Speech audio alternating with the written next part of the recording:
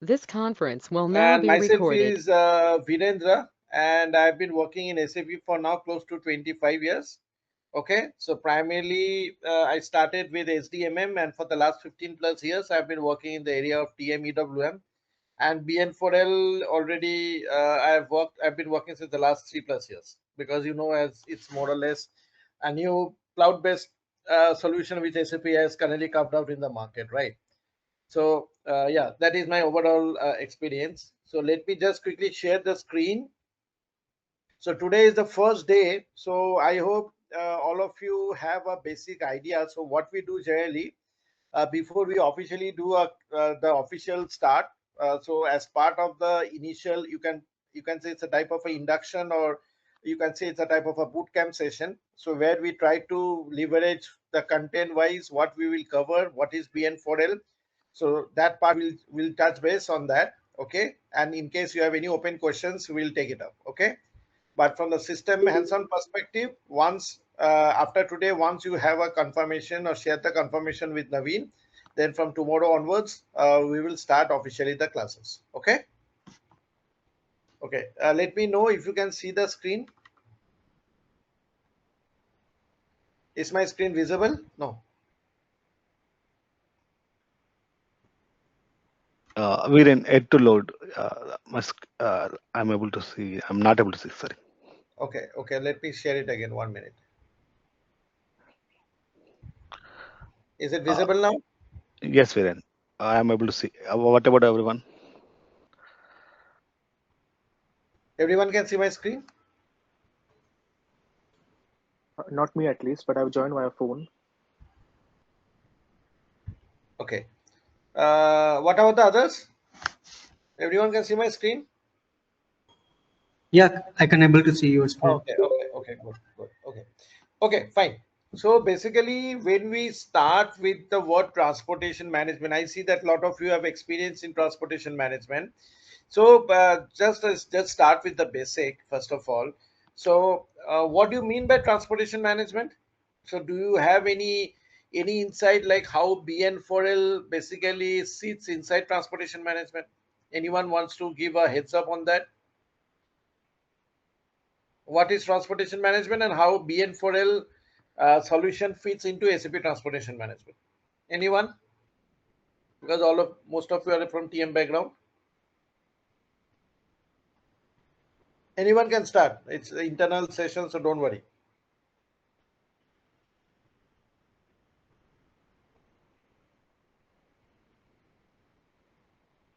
No one? Viren, Ramesh here. Yeah. Uh, SAP TM is a transportation management model. Like if you want to move any product from A location to B location, we are going to use for the SAP TM. It's a Uh-huh. broader way you can say in a day-to-day ERP level. They're going to do the better planning for those what we got the orders those orders they want to be planned better and they want to be give the ETA to the particular customers. Uh, that is the main business. I mean high level I mean to say.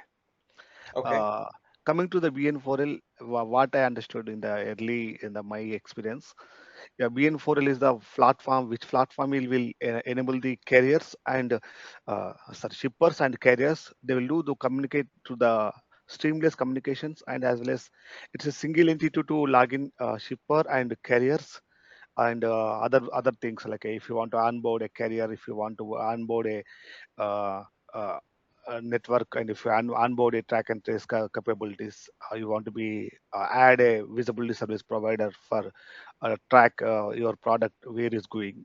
The couple of additional features we are able to see in the BN4L. That is my understanding. Thank you. Okay. Okay. Thanks. Anyone wants to add on top of that? Anyone? Yes, Virendra. Yeah. Actually, transportation management is like a logistic execution for transportation planning and execution, and business for logistics network is like a marketplace. So where the customers and the shippers can able to log in or search in the same portal itself. So it will be a kind of network and enable SAP to coordinate directly with the shippers and customers. Okay, Is what my understanding. correct. Okay, so basically, transportation management is a module mainly for the shipment process, right? So wherever in any supply chain process, whether it's for inbound process, whether it's for outbound process, basically whenever there is a concept that we need to move the product from one location to another location, in that case, transportation management module is being used, correct? Now, when we are covering transportation management module, always, there are three important entities, right? One is where, when, and what, correct? Where means what is the location, from where to where you are basically doing the transportation.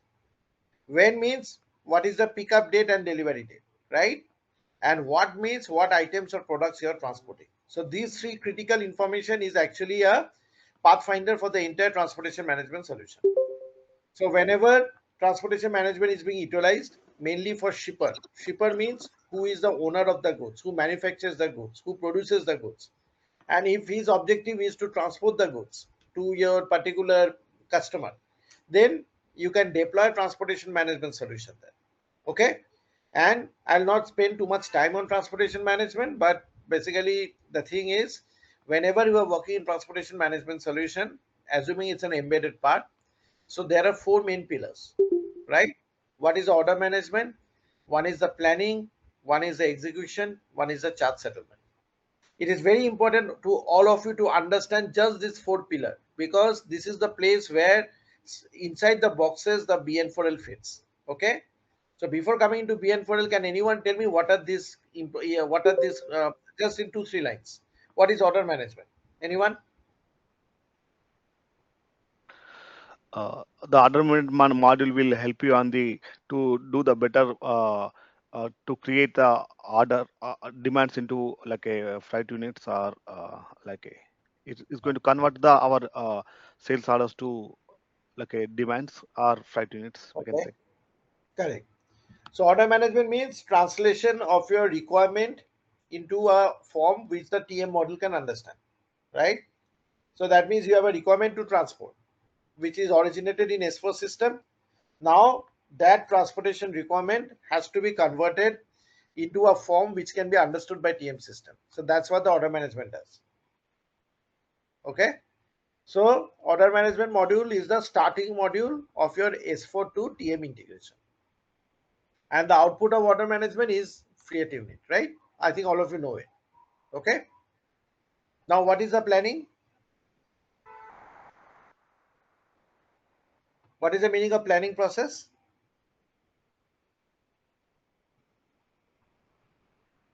The planning module will going to help you on the uh, to get the proper resources and proper carriers to uh, proceed uh, the products movement from the to do plan for the source to destination. Better planning.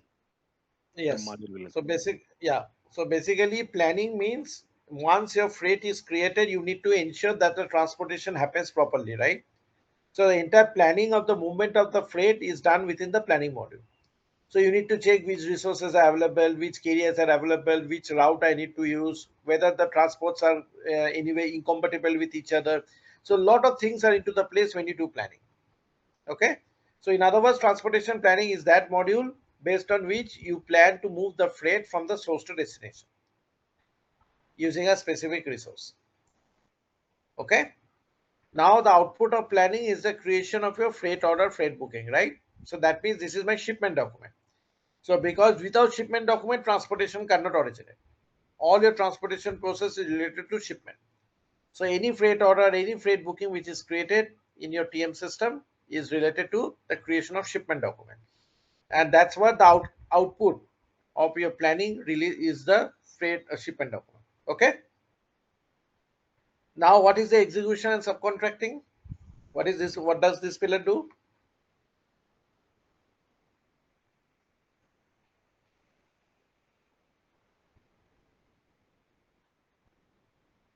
Yeah, it does What carrier does this? selection. Yeah, carrier selection, tendering, and other execution activities. Yeah, main is carrier selection and tendering.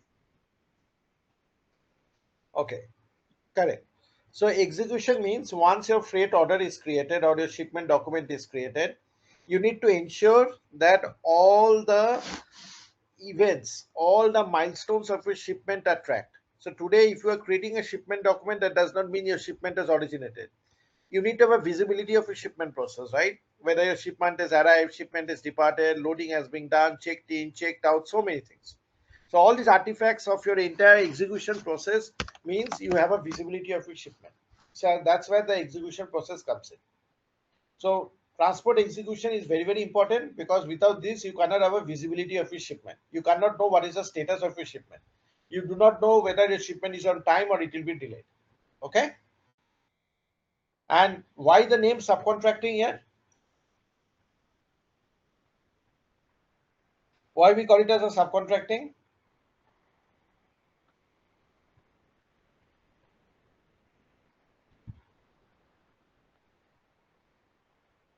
Anyone?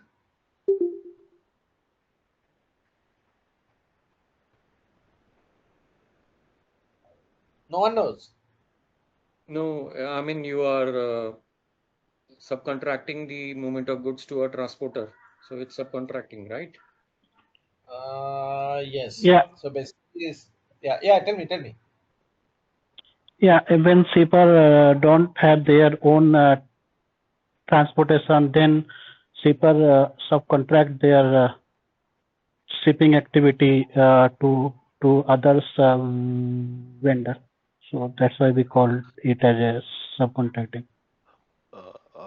Ramesh here. Viren, like our career at the sometimes they don't if they don't have any transportation resources, so they will go with subcontracting with one other transportation service providers. Then we are going to call as a subcontracting with other new transportation service provider. Yes, you are right. But if I give a proper definition, the thing is, whenever you are doing any transportation process, since you don't have that capacity, you don't have that expertise to do the transport, right? A shipper don't have the expertise to transport, right? So they what they will do, they will reach out to a third party carrier. They will reach out to a LSP. They will reach out to a 3PL, right? To do the transportation on their behalf. So that's where the subcontracting comes into the picture. Please don't confuse it with normal subcontracting. So here we are not concerned about products. In subcontracting, it's only about product, right? You give raw material, you get finished product, right? But here, when we talk about subcontracting, we are mainly focusing mainly on that you are basically outsourcing your transportation process to a third party carrier or 3PL or LSP like DHL and all. So that's why it is a subcontracting. So whenever you're doing any subcontracting, the objective is that to assign a carrier to a freight order. Okay. And finally, once you are going into the fourth mode, and what is the last part? Charge and settlement. Anyone? uh, like these charges and settlements will happen through we already have agreements with carriers, which carrier is take caring of our flight order or flight booking. Depend on the carrier what we have agreements, depend on those agreements, those calculations the product level and as well as total product about that to movement for the one location to other location, all charges will be pop up in the our flight order level. Yes. So basically, charges means because you have assigned your transportation to a third party carrier, the carrier is providing a service. So he should know how much he'll be paid, right? So in order to have that payment capability, you need to know how much charges I need to be incurred in a freight order. Based on that, only the carrier will raise the invoice, right? So through the charge management, we are actually telling that there has to be an agreement in place. And through this agreement, the carrier will know how much he'll be paid for the services for that particular shipment. And when I talk about the settlement process, settlement means basically, as you know, in TM, we don't do any account determination, right? So transportation management module is not a is not a module where you can basically decide the accrual posting. Accrual posting always happens with S4. So in order to basically transfer your cost from the TM document to your S4 document, we use the freight settlement document. Okay. So freight settlement is very, very critical, because without freight settlement, you cannot generate your accrual, you cannot do your payment to the process. Okay. Now, within this, now the question is, where does BN4L sit? Any idea? Where does BN4L sit here? The middle one, execution and subcontracting. Please go ahead. Someone is saying something.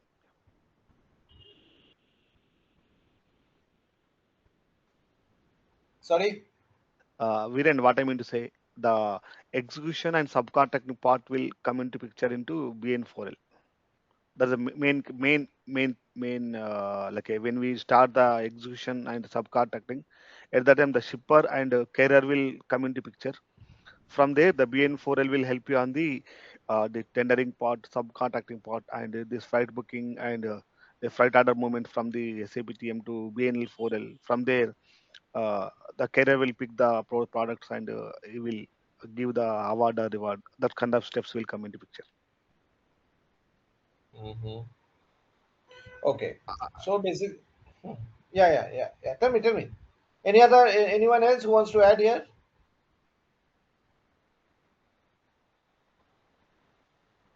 Anyone else? No idea. No. That is the reason we are taking training from you. After Okay. 20 hours, we will be able to tell you. Okay. So basically, Carrier selection. yeah. So basically, BN4L sits between this area. BN4L sits in this area, and BN4L basically sits after the planning is done. Okay. So basically, what happens here, once you perform your freight order, once you create your freight order, so there are 4 different pillars of BN4L. Okay. So the first pillar is the subcontracting pillar. Now I come to the BN4L slide. Okay.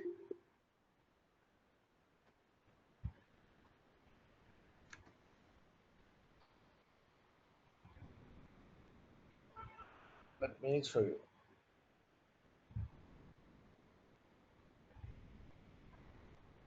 Okay. So if you see here, these are the 4 main pillars. One is the subcontracting pillar, one is the execution pillar, one is the settlement pillar, and another pillar which you have not shown here is the dock appointment scheduling feature. Okay. So these are the 4 different functionalities which basically BN4L supports. Now, what is subcontracting? So what happens when we are sending a freight order to a carrier? Now, there are different ways by which the carrier can receive the freight order, right? So one of the way by which carrier receives the freight order, if you see here, if you see, TM generates the output. Then if there is a middleware, okay, which is either a PI or something, and then the carrier receives it. So this is a type of an on-premise solution. It's not a cloud-based. So every time you need to basically monitor the PI layer, which is the middleware layer. This middleware basically, what it does, it basically maps the message output from TM to the carrier portal, and from carrier portal back into SAP. That is what the objective of this PI3. So that in case this PI is not working, or in case some messages fail, then the transfer of the freight order to the carrier fails, right? So in this way, what SAP has done, SAP has now said, okay, let us bring all of these partners, that is the shipper and the carrier, into one platform, which is called as the LBN platform. LBN or BN4L, whatever you say. LBN was the earlier word, Logistics Business Network, now is Business Network for Logistics. So when you talk about LBN layer, so in the LBN layer, basically you have got 2 entities. One is the shipper entity, one is the carrier entity. And they are being onboarded in the same cloud-based solution. So what happens is, like, we are placing an order, in Flipkart, right? At the moment when you place an order in Flipkart, because it's a cloud-based, right? So automatically the vendor, the delivery people who are there, they automatically receive the order and they confirm the delivery date, right? So it becomes much more synchronous and easy communication. Same thing here. So when you are sending a freight order to a carrier, because it's in the same tenant, the cloud-based solution, so automatically the carrier who is there inside this particular LBN tenant will receive the order.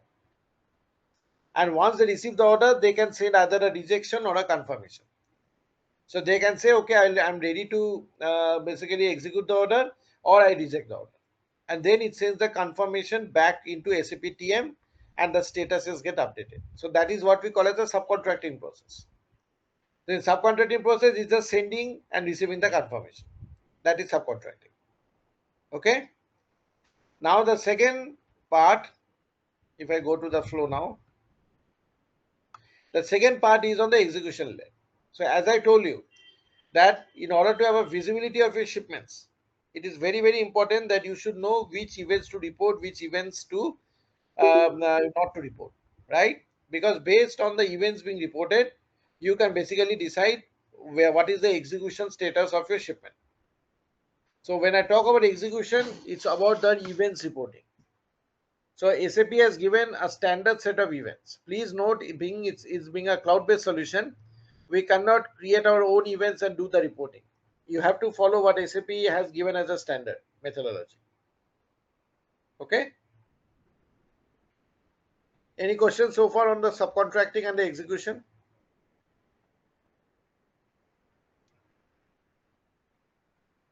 Any question?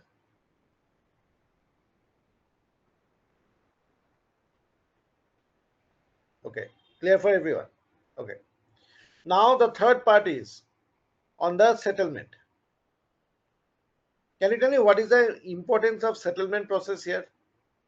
Why we need a settlement to be there in the BN4L? Why SAP has brought this feature? What makes you think here?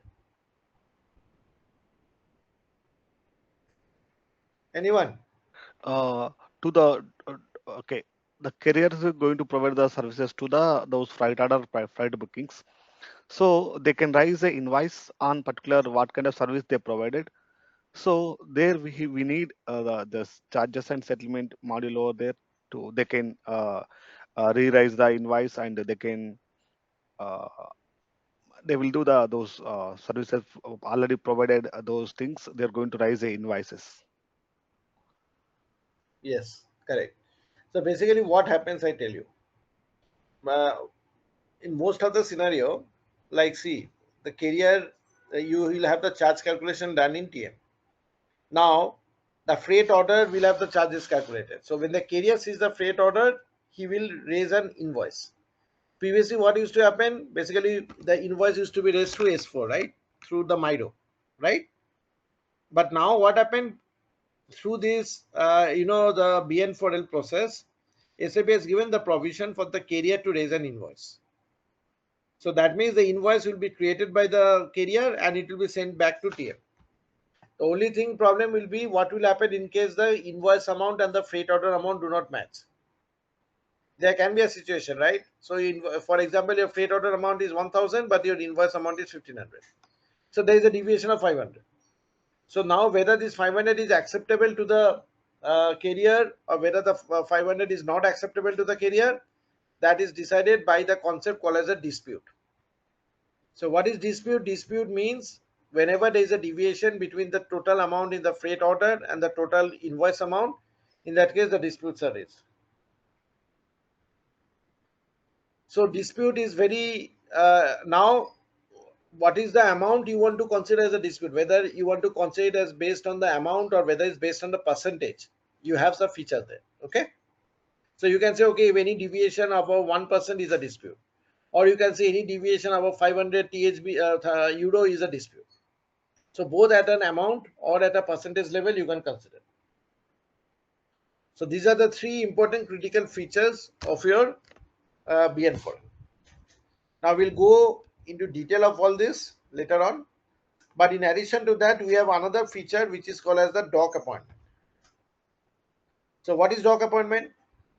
Have anyone worked on doc appointment concept? Anyone? Yeah, so it has been used to book slots, right? Time slots when they will be arriving at the warehouse or something. Okay. So what do you mean by slots? So estimated time arrival, like what time they would be arriving at the warehouse. Okay. Yes. So basically what happens here, whenever we are, once a freight order is confirmed, please try to understand this. Once a freight order is confirmed, then the carrier can say, okay, I'm coming at this time to pick up the goods from your warehouse. So if you want to have a visibility that which carrier is coming at which time, so that there is no congestion, right? Suppose there are 10 carriers who pick up goods at different point of time, and if all 10 come at the same time, then there will be a congestion, right? So in order to avoid that, SAP has brought this feature where each of the carrier have the provision to book the slots based on the availability. And according to that, the stages information gets updated with the appointment date and time. So whenever we talk about appointment process, appointment means appointment by the carrier to pick up the goods from the shipper location, then the dock appointment functionality is being activated. Okay. And again, this is again a feature which is not mandatory to use, but you can use it. But if you are really using your LBN or BN4L, at least these three processes you should try to implement. Although this dock appointment is not mandatory.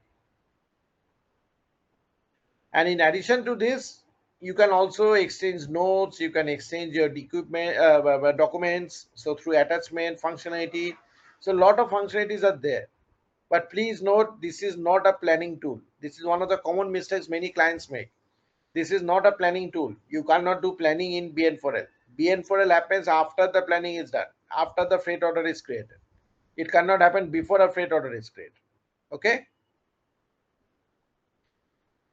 And in addition to this BN4L, we also have other tools, which is called as a global track and trace. So global track and trace is one more cloud solution, but it is a much advanced form. I don't know whether any one of us heard about the module event management. So it's a replica of event management. So if I talk about this execution, this is only for TM. But when I talk about global track and trace or GTT, it is not only about TM, but it also tracks different milestones for procurement, sales, production, warehousing, etc. And when you talk about material traceability, it is about the batches. So there are a lot of batch management, right? So GBT, global batch traceability. This is another feature, mainly for pharma companies. Batch is very, very critical. So for those companies, this type of modules can be deployed.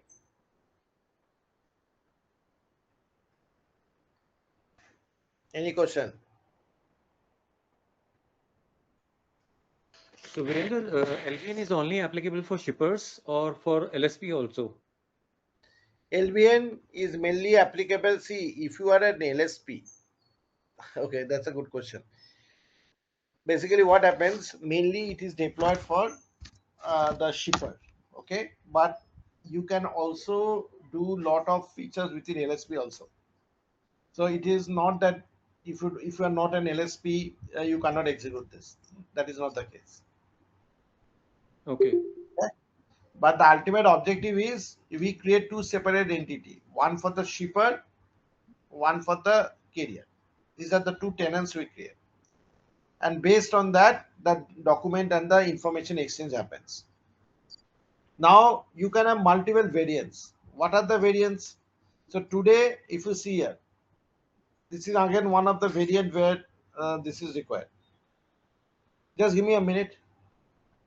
Hello. हाँ अरे आज का Saturday no ये नहीं चीज role ये नहीं अच्छा ठीक है ठीक है ठीक है okay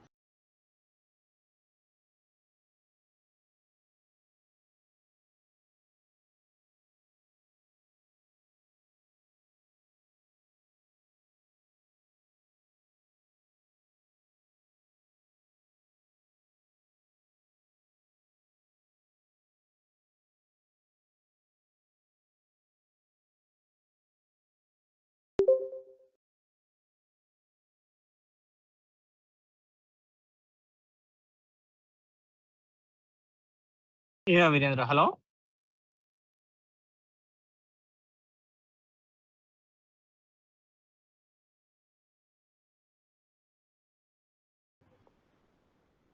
Am I audible? Yeah, now we can hear. Yeah. Oh, okay. Sorry. So what I was telling, in case you are basically using the shipper, and as well as if you want to deploy this for LSP, that will also work. Because if you see, the carrier will log into the tenant, and this tenant will also be visible to the different other carrier network also. So it is deployed for both shipper as well as LSP. Clear?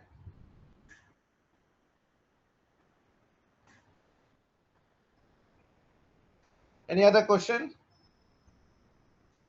So Virendra, there will be 3 tenants, one tenant for shipper, one tenant for LSP, and other tenants for different carriers, right? Yeah, for other carriers, yes. But we'll go Okay. into the details later on, how many tenants, because that is very interesting thing which I have to tell you, because in a real-time project it is a little bit different. Can't let's say there are 10 carriers onboarded. Can't one carrier see the data of another carrier? It's possible. Okay, so ideally you should not do it. Why? Because then the But it's possible. confidentiality goes away. Then the confidentiality goes away, right? So in order to have that feature, basically we create separate unique ID for all the carrier, so that one carrier Okay. cannot log into the other carrier and see. Just think about freight price. If you are throwing it open, then anyone can see the price, right? So for that Yes, reason, yeah. it is not, yeah, it is not generally recommended. Okay. Okay. Now Okay. yeah, so this is more or less the thing what I wanted to tell you, but we'll go into details once we start the classes. And another part what I wanted to tell you is that there are, before you directly go into the configuration, there are two things which you need to do. One is that you need to know which are the carriers you want to onboard. Okay, because it's not that all carriers would like to onboard. You cannot force a carrier to come into onboarding. That is number one. Number two is, in case the carriers are onboarded, then what are the different mechanisms by which you want to exchange information to the carrier? So some of the carriers will directly have the access to BN4L. They will log into BN4L and they will do the transaction processing, right? What I told you right now. But you can have a scenario where the carriers are using the API. Because if you are using API, the workload transaction gets reduced, right? So in that case, there is a separate landscape you need to follow. So both will try to cover, but the API needs development. You need system connectivity from the carrier, which we cannot show you, but I'll tell you how we can do it. Okay, so that you can understand the process in a much better way.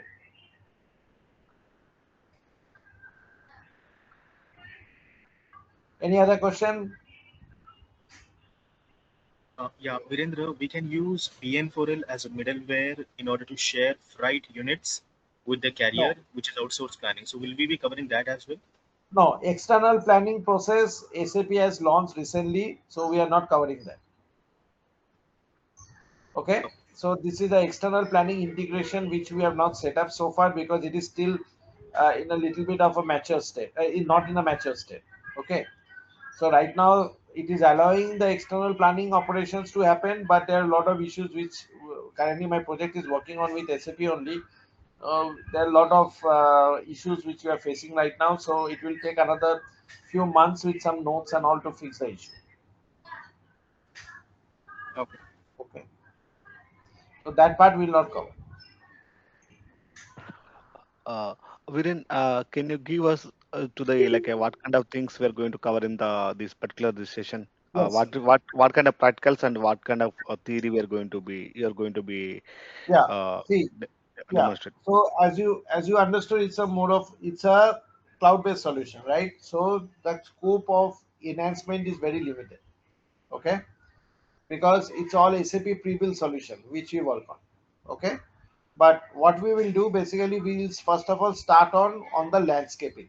Landscaping is very important because you need to know what are the different landscape you'll face in your development, in your quality, in your production system. Okay, I'll give you with a real lifetime data, so that you are aware like what is the way by which you need to onboard the carrier. So before you run any transaction, you need to basically onboard the carrier. Onboarding of the carrier is very, very important. Number one. And so we'll discuss with that.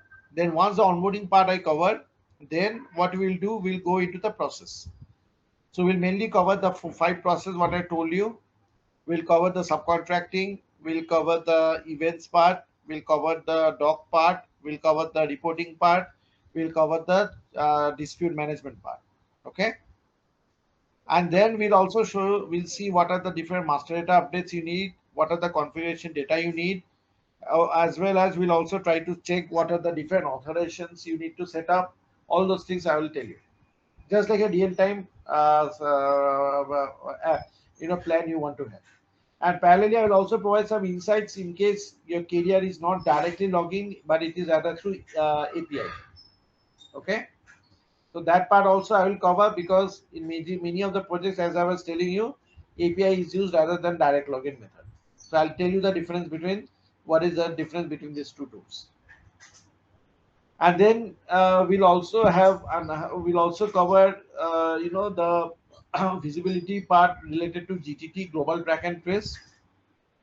Again, global track and trace is, I would like to say, it's like a techno-functional module completely, but it will be more of an overview part what I'll tell you, because if you want to create your own events, you have to do an enhancement.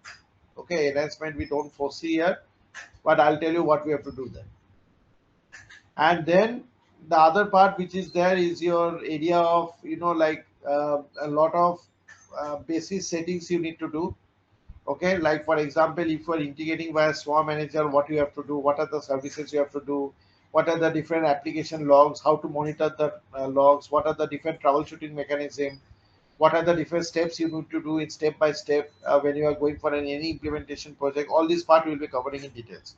So based on my experience, this I've already completed more than 4 projects in BN4L. So how we basically shape up a real-time BN4L project, that flavor I'll try to give it to you. Okay. Is there anything you're going to cover the visibility service provider like integration? Like for example, in the screen you're showing that project 44 See, and SAP, yeah, this you can understand, right? These are all related to third-party APIs. We cannot do it. So I will share you some documents on that in case you Mhm. have experience, you want to learn about it. That's okay. But as you understand that any third-party service provider integration will not be possible here, right? Because we are using the standard SAP content. Uh, what about the material traceability, Viren? Are you going to cover in the practical anything material No, traceability? okay, you're talking about the material traceability. Material traceability is something which is not related to BN4L at all.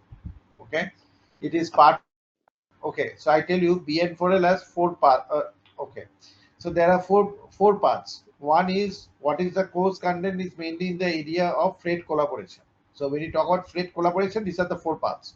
In addition to freight collaboration, we have the material traceability, which is another functionality of the business network.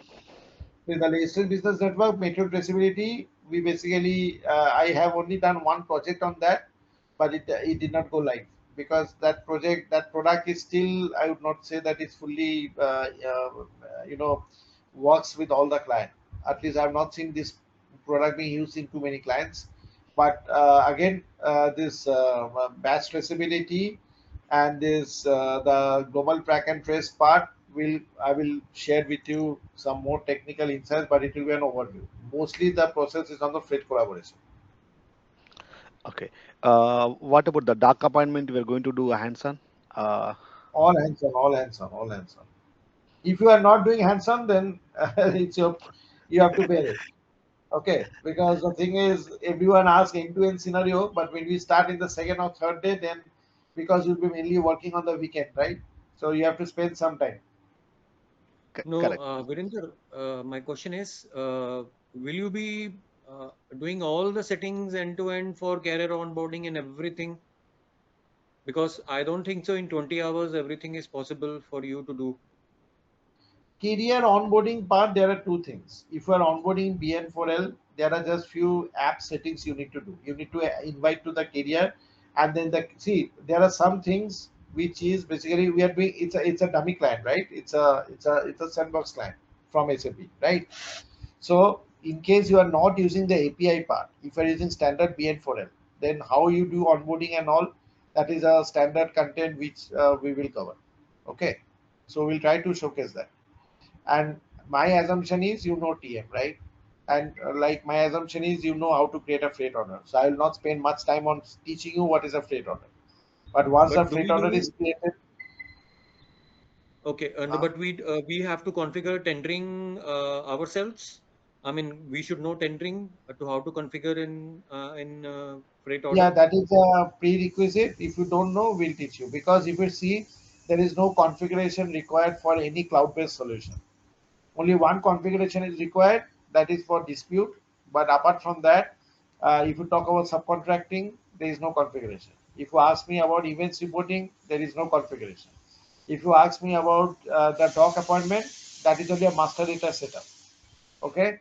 And if you ask me about the dispute management from the backend TM system, there is one dispute profiles and all we need to create, and there is one assignment of charge code we need to do. That's it. Please note, in a cloud-based solution like Ariba, we have very limited configuration capabilities within S4. No, no, no. In TM, we have to do tendering configuration, right? To send data to LBN. That's what I told you. I am only speaking from the LBN perspective, BN4L. So if you are Okay. not knowing tendering, how to set up, I will show you. But my expectation is that will not focus too much on the setup from TM. Okay? Yeah, yeah, yeah. Okay. Uh-huh. Yeah. But I'll show you how to do that in TM also. Okay. Any other questions so far? This is not for you. This is for Naveen. I'll just say, I don't know whether it's nice to say in the group or not, but Naveen, this 18% GST has really increased the cost a lot.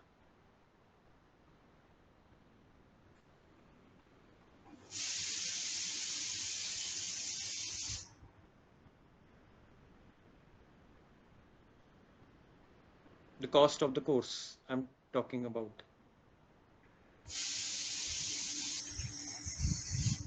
I don't know if Naveen is there. 1 minute. I'm saying, No, I'm telling Naveen to join. 1 minute, 1 minute. He's on mute. Just 1 minute, please. 2 minutes, Naveen sir is joined. Hello? Hello? Hello, can you hear me? Yeah, I can hear you. Someone was saying, I don't know what is it, 18% GST.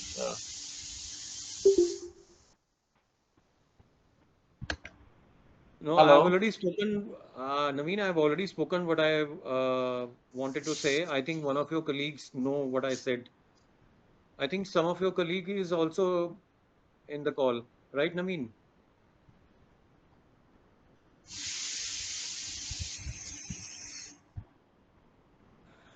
Okay, Virender, one question. This course is for 20 hours, but for 2 months we'll get the server. So after the course is over, if we stuck up with if we stuck somewhere while doing practicals, so how we will manage? So that part you need to speak with Naveen, because Naveen will guide you Yeah, can you about. hear me now? Yes, yes. Yes, Virendra, tell me, Virendra. Yeah. Okay, so there were two questions. One is that after 2 months, how they will continue with the server access. Secondly, I think they were asking about some pricing and all. Yeah, we'll No, no, no. coordinate that, Virendra. We'll coordinate on that part, okay? Don't worry. I'll take care of it. No, no, no. I was saying one was 18% GST. I was saying it increases the cost a lot. Second thing is I this course is understand, but 20. we can't skip that, right? Okay, it's from No, but earlier it government. was no, no, no. Earlier it was not there. I have also asked for the fees twice in the We'll past. discuss that, okay? We'll discuss that offline, okay? Yeah, yeah. And the other thing is Yeah. that while practicing after the course is over and within 2 months of the server access, if we stuck up with somewhere Virendra won't be available. So how will we solve those problems within those 2 months? Sorry, in 2 months, can you repeat it? If you don't know? I'm saying this course will be 20 hours, right? Yeah, yeah. 20 And depends, okay? Not exactly 20 hours. It will be more only, little bit here and there, okay? So yeah, whatever the topics and whatever Virendra committed, he'll cover everything, okay? Whether it may and be two, 30 hours also, yeah, fine, okay? Not a problem, but it doesn't mean that we'll stick to 20 hours and we'll close it, okay? yeah. But the server access, cloud server access will be for 2 months. Let's Yes, say 2 months. the Yeah. course is over, but I have Mhm. still I have still 1 month left for my to practice in the system. What if I am Okay. stuck somewhere and I Hmm. need some help to Yeah, we solve have an that issue? LMS portal, okay? So you can post all your queries in that chat box, okay? Yeah. Okay, Trainer will reply you fine. over there, okay? Okay.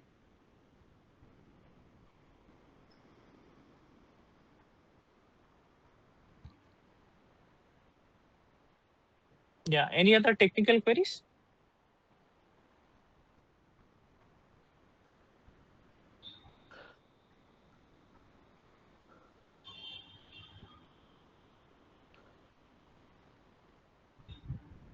Virendra, you're done or still you're pending thing? You're thinking Yeah, about it? no, I'm done. I was waiting for some open questions so that Okay. from tomorrow onwards we can start officially the class. So I was just waiting for Sure, all the sure, open sure. queries from the participants. Okay, okay.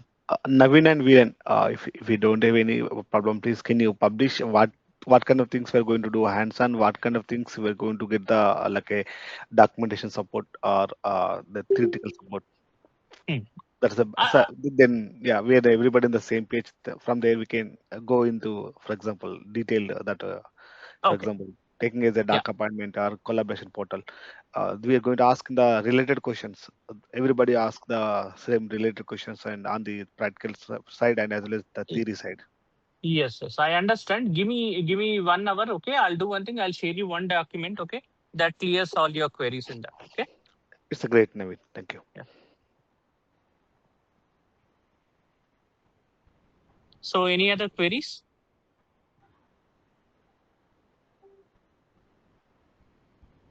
Uh, One thing, uh, companies are asking for, I think 3-4 years of experience, 4-5 years of experience in LBN. So See, how I tell to? you, yeah, I tell you, this is a very, if I'm in the company's place also, I want to grab the best talent, right? The problem is BN4L never received the maturity 4 years back only. So it's a little bit of a hypothetical thing which they share it. But I tell you, those who are having around at least 1 to 2 years also, even if you're having done one end-to-end project, that's where companies are taking it. So don't worry about the number of years of experience because we Okay, don't have people with 4 years in BN4L. okay, okay, fine, got it. It's just hypothetical, in case you get it, something like that. And globally, I tell you around if my because I work closely also with SAP, it's around 30 to 35 projects that have gone live Hmm. in BN4L. So getting 4 years means you have to be in a development support role for BN4L, which I don't think from the service provider. Ultimately, we are all service providers, right? Working for IT companies, right? So you don't get that option. So don't worry on that 4 5 year terminology. But ensure only one thing you need to ensure whatever you are learning, you need to be confident in front of the other client that you have worked at least one end to end. That's what everyone looks for. Okay. Virendra, for LBN, it's a TM experience is mandatory. See, okay, it's like you're asking like, okay, I'm working on credit management. I don't know SD. It's something like that. Okay. So ideal case is that see all the your process starts with freight order. So if you're not knowing freight order, that's a different thing. But ideally, expectation would be that at least you know the basic process, not the end-to-end process in TM. That is obviously not the expectation. Because see, Okay. right now, what happened? I tell you, people who are actually getting work, who are working in TM, they are told to work in BN4L because you don't have people in the market with specific BN4L skill set, right? So in that case, they will expect that you have worked on at least the basics of TM. Okay. Viren, let's just a general question about uh, is there any roadmap for this BN4L platform to introduce to the new clients, and as well as what is there any upcoming roadmap for SAP side? Yeah, every 6 months they're releasing new feature. If you go to SAP site also, Mm-hmm. you can see that every 6 months they are launching different functionalities. Because it's a cloud based, right? At least twice or thrice in a year they have to release the features. Now we are going to work on the 2025, correct, Viren? That is my understanding. Correct. Okay. Okay. Yeah, I'm good. Thank you. Okay then. So I think the next course of action is that please reach out to Naveen. So the people who Yeah. contribute. So those who are interested, okay, we'll start from tomorrow itself. Okay. We'll communicate that. Okay. We'll start from tomorrow only. Okay.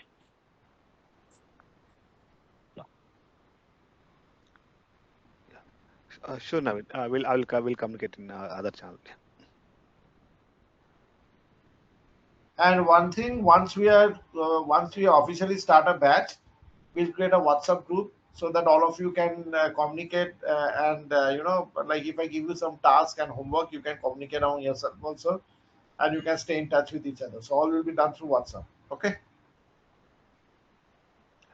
Viren, if we post question are we going to get the at least 24 hours any kind of support from your end? Yeah. I So don't know. our admin will be there. Immediately he will reach out to me and I will provide the response to that. So that part Okay, we do it. it's a great. Yeah. Any Uh-huh. technical support or any errors, Yes, unexpected things will come obviously. into picture. That's why we form the WhatsApp group. Okay, great. Because we don't want all of you work in silos, right?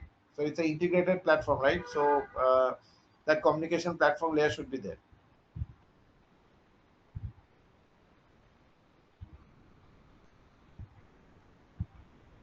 Okay then. So please reach out to Naveen and let's start as soon as possible. Okay. Yeah, sure, Viren. Thank you. Yeah. Thanks. Thank you. Thanks, everyone. Yeah. Naveen, please be there. Yeah. Virendra. You. Yeah, let everyone leave then. You can see my screen now. Okay. Okay. So we will start today first of all on the onboarding process. Okay. So let me just open the system.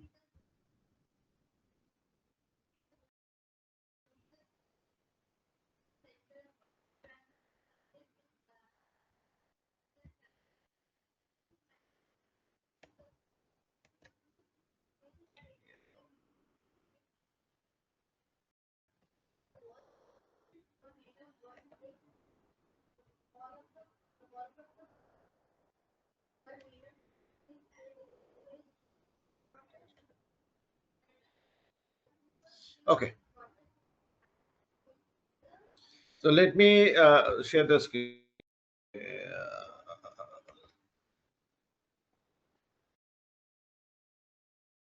Okay.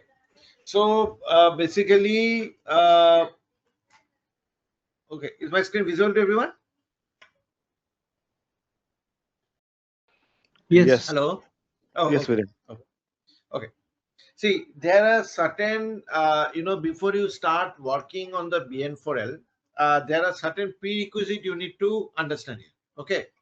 Now, this prerequisite is something which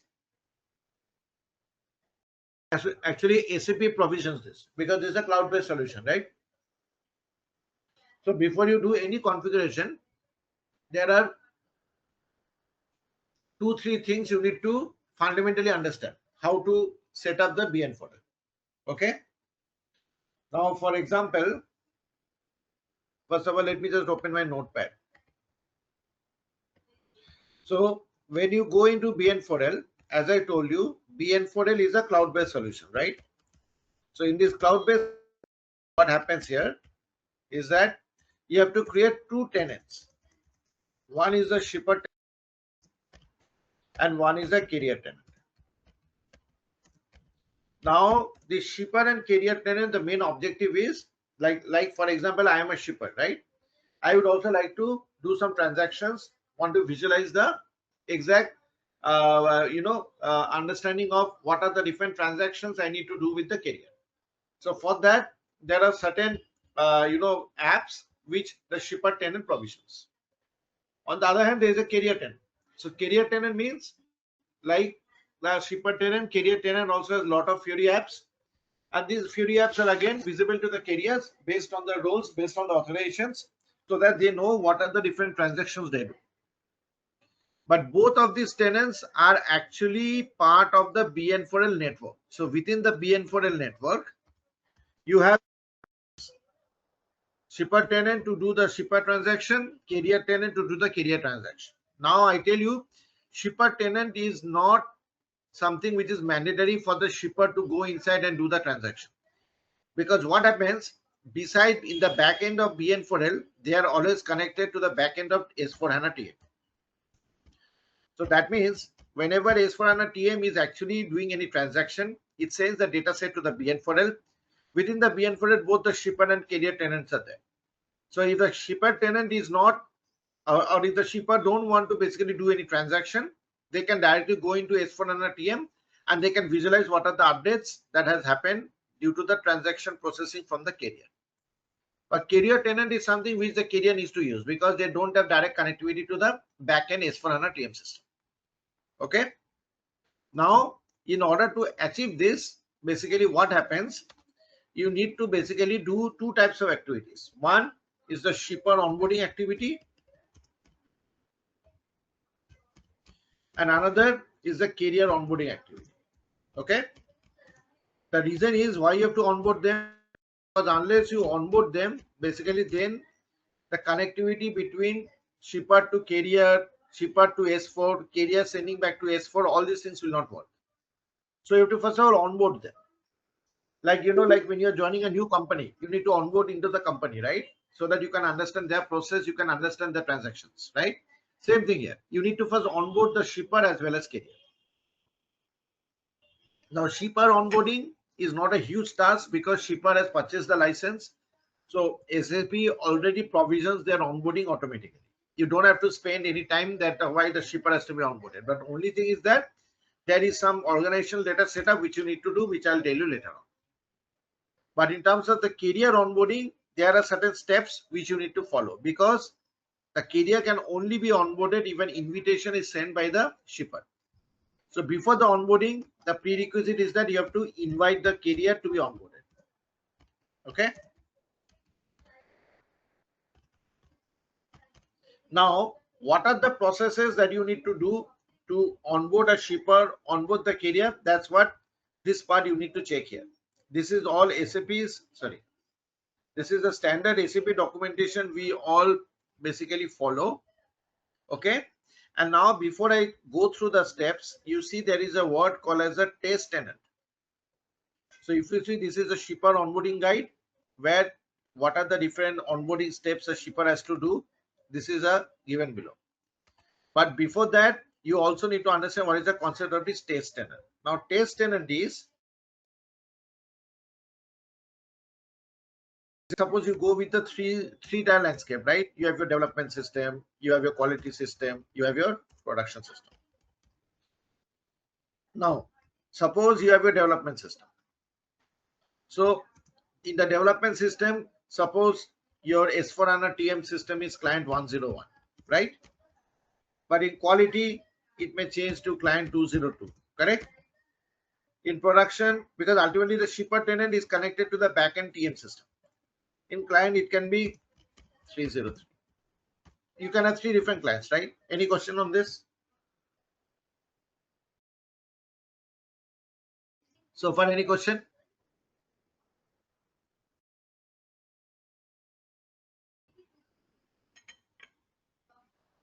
Okay. So when you are connecting your, suppose you're in development system, so when the carrier will be onboarded, the carrier will have a unique LBN ID. So this LBN ID is unique per carrier. And how to generate this LBN ID? That also SAP will generate. So whenever the shipper is inviting the carrier, I'll show you how to invite. When the shipper is inviting to a carrier, and if the carrier is accepting the invitation, automatically an ID gets generated, which is known as the LBN ID. So there is a fixed numeric way by which every LBN ID is unique per carrier. Now what happens whenever you are going for this development and quality, the carrier tenant is always called as the test. And because it's a test tenant, so even though the client is changing, the carrier LBN ID remains the same. But the shipper LBN ID may change. Why? Because the shipper's backend TM system may be different in development system and quality system. So in fact, whenever you are inviting the carrier, suppose from the dev system, you invite the carrier. In the quality system, also you need to invite the carrier, but the carrier LBN ID will remain the same, but the shipper LBN ID will be different because the client backend system changes. When you go to the production tenant, again you need to send the invitation. But in this case, the carrier LBN ID also changes because always the production is actually a unique client which is not repetitive for the development and quality. So in other words, for development and quality, you have one test tenant carrier ID, multiple shipper ID. In production, you will have a separate carrier tenant ID as well as your shipper ID. Okay. Any question on this? Viren, this is the process we have to follow, or this is the SAP standard process to SAP onboard? standard. SAP standard.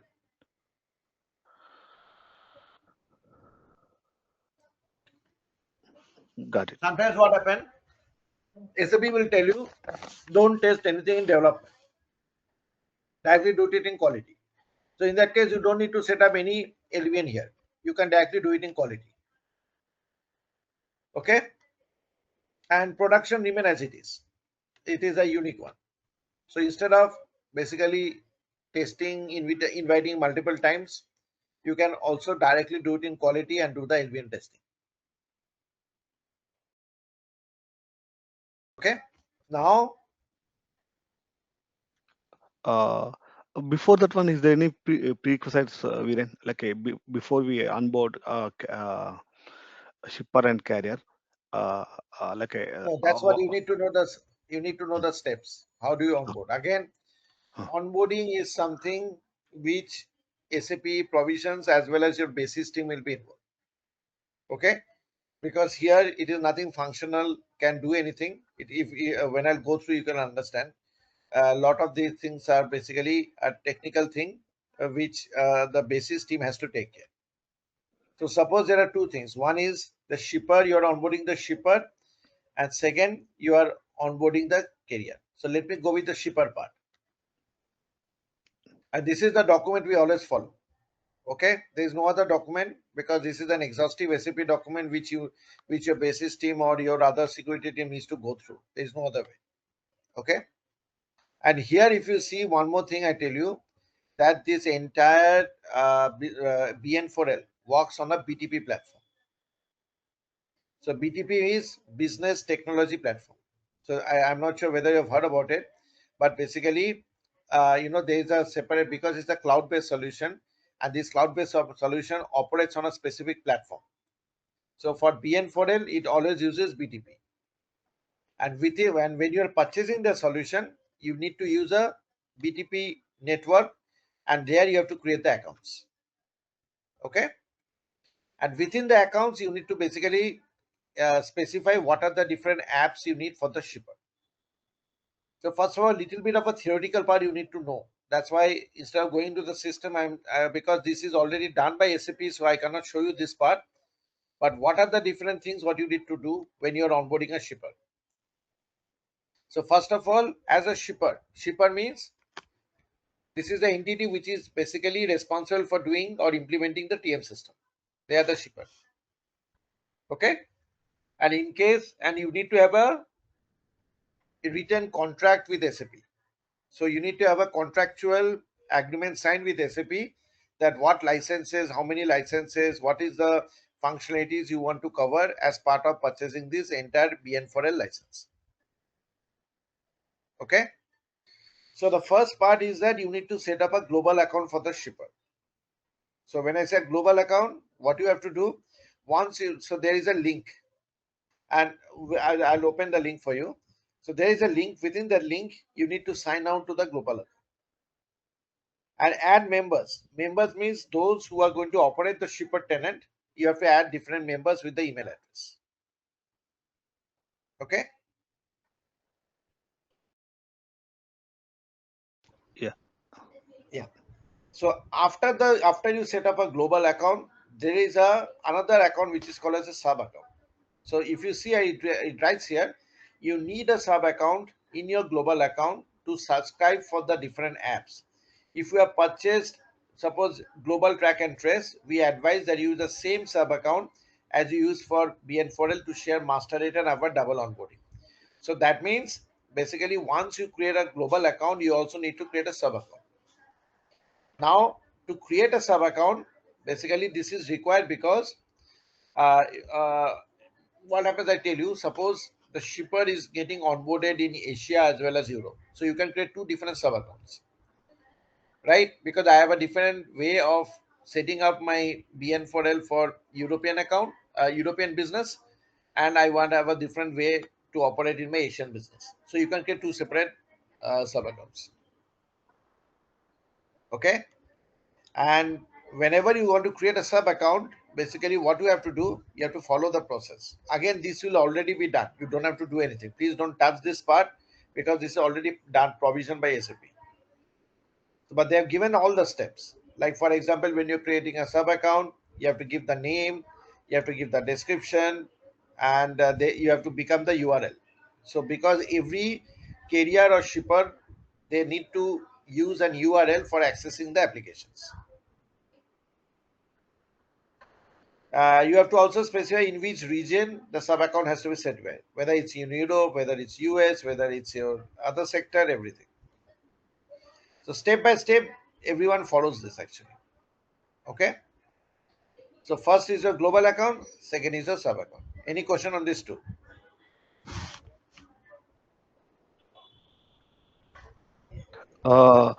Within like a this is one-time activity, correct? Viren? One time. So this is a pre-decide activity. You cannot do anything unless this is done. As I told you yesterday also, there are two activities. One is how you are onboarding. Second is your invitation. So first you have to onboard your shipper, onboard your carrier, and then from the shipper you need to send an invitation to the carrier so that the carrier will accept, and then they can operate with the same platform with the shipper. Okay. Similarly, like for example, if you are joining a new company, first you get onboarded, right? And once you're onboarded, then you receive an invitation to join the project, right? Something like that. Right. So that's the reason why you have to set these two things. You have to segregate these two things. So right now I'm only talking about the onboarding part. Viren, how do we understand whether it is a global account or sub account? Is there a You don't way? have to understand this. That will be taken care by SAP. Again, I'm telling you, you don't have to worry on that. The only thing what you need to worry is when we create the LBN ID, I'll show you that LBN ID is actually the ID which is used to have the uniqueness among carrier. These you don't have to worry. It is part of the BTP. You'll not even see it also. These are the back end. So they have a separate, what to say, a domain server at the back end through which they do all this setting. So these will be provided by SAP when you purchase the license. Yeah, Okay?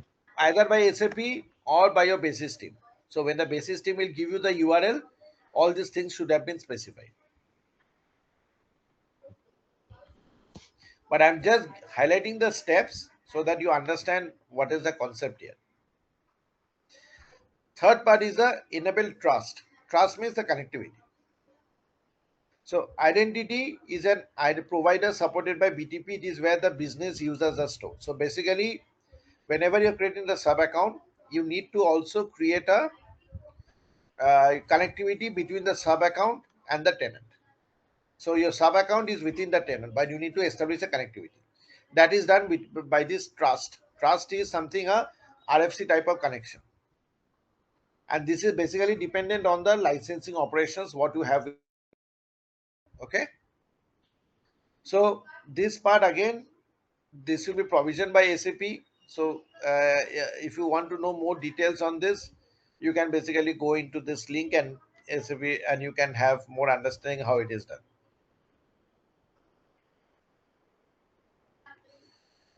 Okay, little bit technical, so that's why I'm not going to details of this. So this is a type of a prerequisite setup within your business, within your server or a system.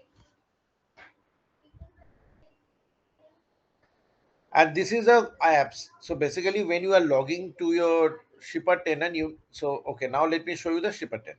So if you go here, sorry.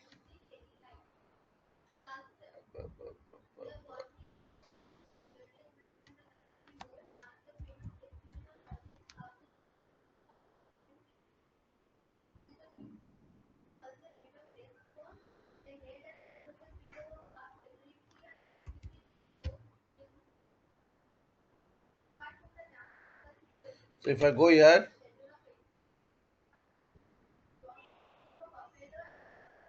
so you see I've got two tenants. One is carrier, one is shipper. So if I go into the shipper tenant,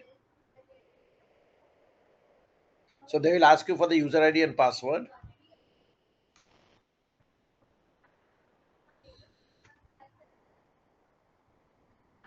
Again, they've given send the password. 1 minute, please.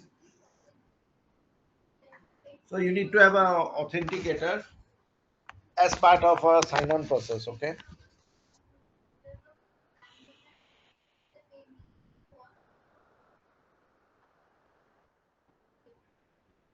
Authenticator.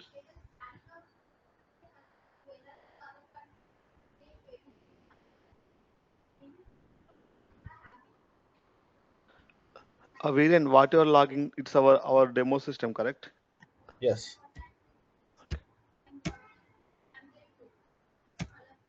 This is the system you will have access.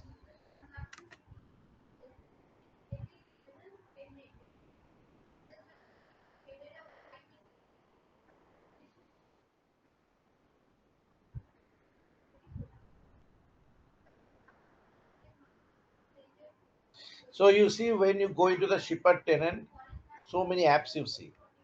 So one is a settings app or another. I'll go into through each of these apps once I complete this. Okay. So in order to have all these apps here, you need to have a user access, right? You have to have a proper role. So that role part is through this subscribe to app.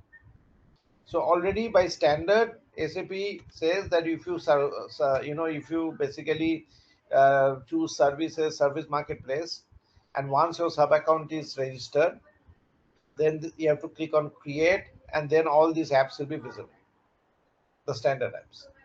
And it says in case you need to unsubscribe from certain apps, make sure you unsubscribe shipper as for freight collaboration before unsubscribing. Okay, otherwise the unsubscription will fail. So these are some of the apps which SAP by standard has given, and you just need to make use of this. But again, it will already be there when you log in. Okay. And this is the last part, is the users. Who are the users who are going to use the shipper tenant? And once the users are identified, then you have to either get it, how the users will make sure that all the apps are there. So either you create a role for them. So here, this is the role part. Okay. So there is an authorization. So these are all the different authorization specifics which your security team must look into it. You don't have to, if they ask you, you can just basically send this link to them. That should be sufficient. And these are the standard roles which I have learned. So if you go here, these are the roles. So if you share these roles with your security team, then they should be assigning this to you. And in this way, you can avoid as many errors as possible in case certain apps are not visible. Okay. So These are some of the apps. oh, sorry. Until this, there is no functional role, right? Viren? So far, whatever we These are discussed, all every, functional roles. I Why you are mean, saying not a functional role? this roles assignment and establishing the trust and subscribe these apps, everything done by the basis and authorization team or done by us. Okay. So in standard ECC, if you don't have your roles, who does it? Right. It's your security team, right? Because you will not be Yes. knowing this, right? So Mm. any type of authorization related, again I'm telling you, because I already repeated it, any what I'm showing it now is either provisioned by SAP or your basis or your security. Yeah, as a functional consultant, you don't need to do anything here. It will already be there in place once you get the access to the system. But even for the basis and security, what they have to do, SAP has created this. So that's what I'm going to do. If you see, and again, I'm into onboarding. Into onboarding part, you don't have to do only for the perspective of invitation. I'll show you what you have to do. But we have not come into the invitation process so far. Okay. And then once the different roles are provided, then the shipper can sign in. Okay. So if you see here in the BTP, go to sub account, services, instances. So all these things will be in place. Okay.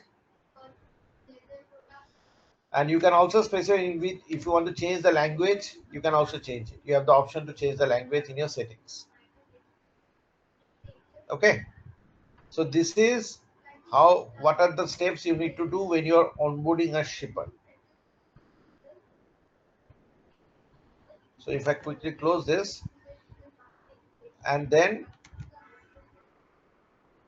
so here, so if you want to create so this is basically a detail of how the tenants are created, like all these things. What I've told you so far, it is summarized here. Okay. Uh, Viren, one generic question on the accounts Yeah. and sub accounts. Uh, these ratios, like, is there any standard ratios where to focus, or already SAP already predefined? Okay, one main account, and these are the sub accounts for the each region. And under sub account, is there anything ratio we have to maintain? For example, in a one sub So account, you have to tell SAP. See, SAP okay. has given a standard, like BADI. SAP gives a sample code for BADI, right? And then you need to basically make Mhm. adjustment as per the requirement. Same thing here. SAP has given a standard implementation guide or model for your sub account. That is one for Asia or something. And Mhm. then if you want to expand it, then you can do it by basically creating more sub accounts. So in that case, your basis team can help you also. Is So there you any can limit? Is there any limits wherein, as far the best practices, or based on we can the see? based Mhm. on the license how you are checking.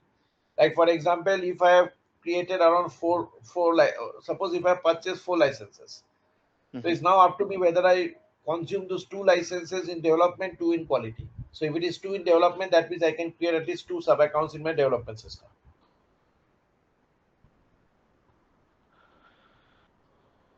Okay. Uh, okay, you mean say the count is, if you want to go into partition or not, but the user login count is the matter, correct? Or you can correct me. No, no. Basically, depends on the license. How many licenses you have subscribed with SAP, right? So it depends on how many licenses you have subscribed. Suppose you have subscribed 4 licenses. So that Uh-huh. means that licenses means you can create 4 sub accounts. So that your basis team can tell you how many licenses or how many sub accounts you can create. Because ultimately, the infrastructure part at the back end is also managed by basis. So along with SAP, they can tell you how many licenses you have. That means how many sub accounts you can open. So suppose Uh, you can open 4 sub accounts. It have to distributed account, development system, quality system, etc.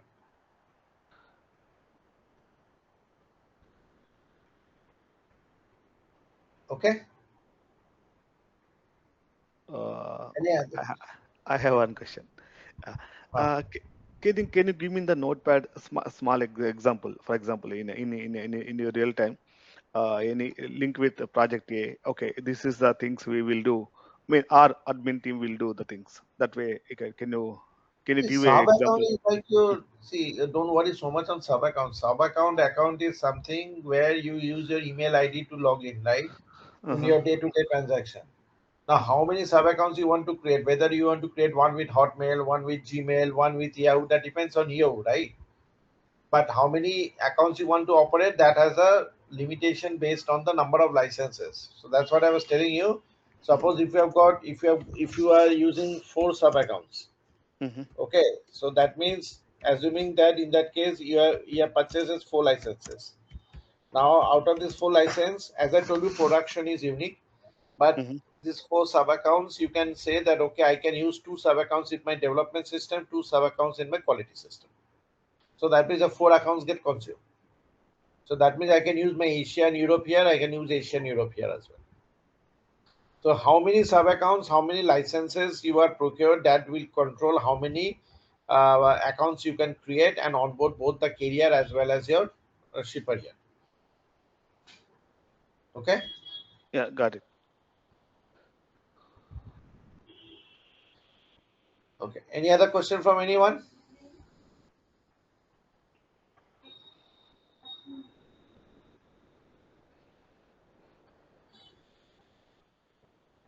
Okay. No question.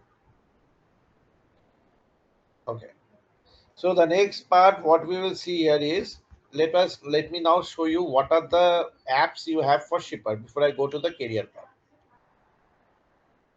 So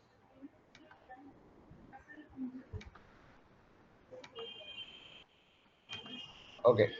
So if you see here, this is the entire list of the apps what you have under shipper. Please note, I have still not gone into carrier. Carrier is different. So today we'll mainly focus on the onboarding and the activation part. Okay, we'll not go into any transaction because you need to understand what they do. Now, if you go into system connection, so each of these apps, if you see, if you go into settings, this is under settings.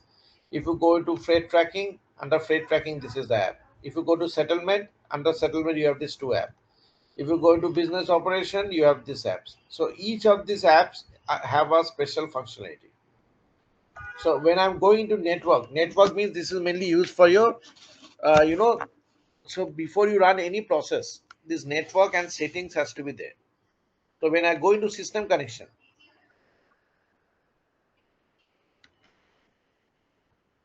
so in the system connection, basically so see, once these things are done, you see that this serial number, validity period, subject, issuer. So these are all related to the licensing part. Okay. Now when I'm saying this, now there are 2 things. One is inbound to network, one is outbound from network. Inbound to network means carrier is sending some information to BN4L. Network means BN4L network. It is inbound to BN4L. Outbound from network means which is triggered from BN4L. Okay. So that is the meaning of inbound to and outbound from. Okay. And here again, it will already be there. And these are some of the services. Why services are there? Because whenever we are sending any information from S4HANA TM to BN4L, always it is through the activation of the services. Services means it's like your web service because it has to carry the data, right? So when you are send to carrier in TM, through that send to carrier service, system will basically move the data set from TM to BN4L. So that's why the activation of services is very, very much important. And when you are activating the services, make sure that this your basis team will have provide the destination, configure corrections, everything.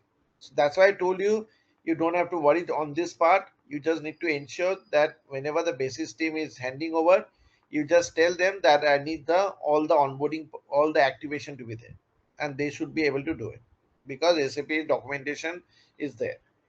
In fact, when you do when you buy the license from SAP on BN4L, they also give you some guides.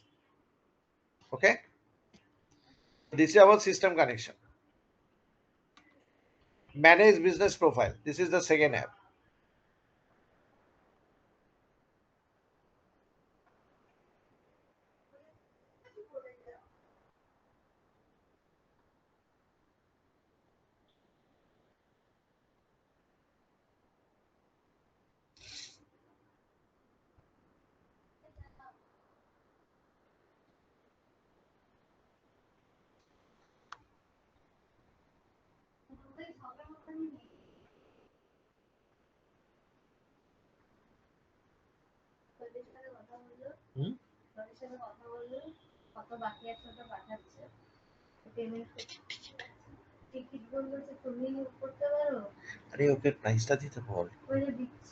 So if you see, this is the business network. So business network means here you get the credentials of the shipper company. How many employees are there? Who founded the company? What is address, website, additional address, contact, settings, all this information you can get to know. But this is about the shipper company. Okay. So the credentials of the company can be checked from here.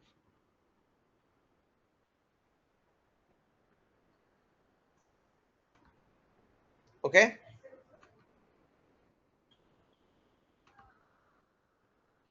Now comes the notification settings. So notification setting means, as I told you, that there are a lot of operations which has to be triggered by the shipper or from the backend TM system, right?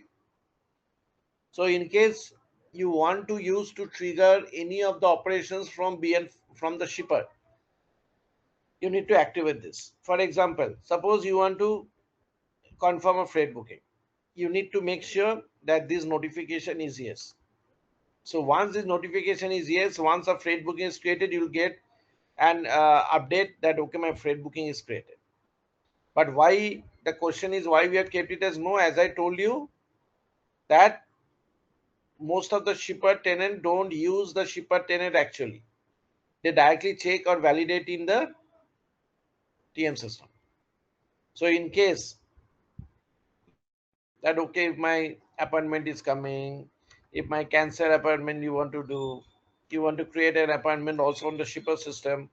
So you can put it as yes, and then the system will basically, and you can also subscribe, which is a specific user ID who wants to be subscribed when their notification is received. So this is a type of a notification that whatever operations you have clicked as yes, and if that operation is performed, you'll get a notification in BN4L. So you see this is for freight order, this is for freight booking, and the next one is for dispute and all these things. Okay. Veeran, this part, okay, you activated this one, right? Create appointment. Once you create the appointment, and where we can see that the confirmation. It will be there in the app. There are apps. I'm coming to those apps. This is a prerequisite setup. If you want to receive a notification or if you don't want to receive a notification. If you don't want to receive a notification, that is also fine. So for example, if you see there are a lot of apps like this one. So if you are creating any doc appointment and if the shipper has to do something, then they will receive a notification, okay, some action is pending from your end. That is a functionality of notification, because if you are not activating notification, you will not be able to know, right? Mm-hmm. Sometimes notification is good because it will help you to, and then notification you can receive in email. So it's not possible every to this BN4L and check, right, what documents are coming in. So if you want some notification to be done in your email ID, etc., then only this is required. Again, I tell you, it is not mandatory. Viren, this is the all notification related to user actions, correct? That is my understanding. You can correct me. Yes, because your email ID will be subscribed there, and in that email ID, you'll receive the notification, okay, freight order created, freight booking created. events reported. So whatever in and out information you want to activate, that information will be received through the notification. Okay. Like usually, what is the best option, Viren? Like, is notification going to be charged to the carrier? I mean, the shipper account, or like a couple of notifications already free we can use for the our day to Notification day. is free. Notification is not chargeable. Okay, got it. Thank you. This is a one-time service fee they will take. They will not charge you for different application. Okay. Now manage location. So manage location, this is again an app which is used to run one of the transactions, mainly in the area of, disputes. So when you run your dispute management process, in that case, these locations app are used. Okay. So when I start with the dispute management, I'll show you. But ideally what we do, basically you have to specify the system ID and always make sure that, the source is the logistics location. This is mandatory. Okay. This is the description, country, region, address, etc. So whenever you want to raise any dispute, you have to create a ID, which is known as the location ID. And this ID is actually the location ID. What you have, this ID is actually used in your dispute management process. So when I come to dispute management, I'll let you know what we have to do here. Okay.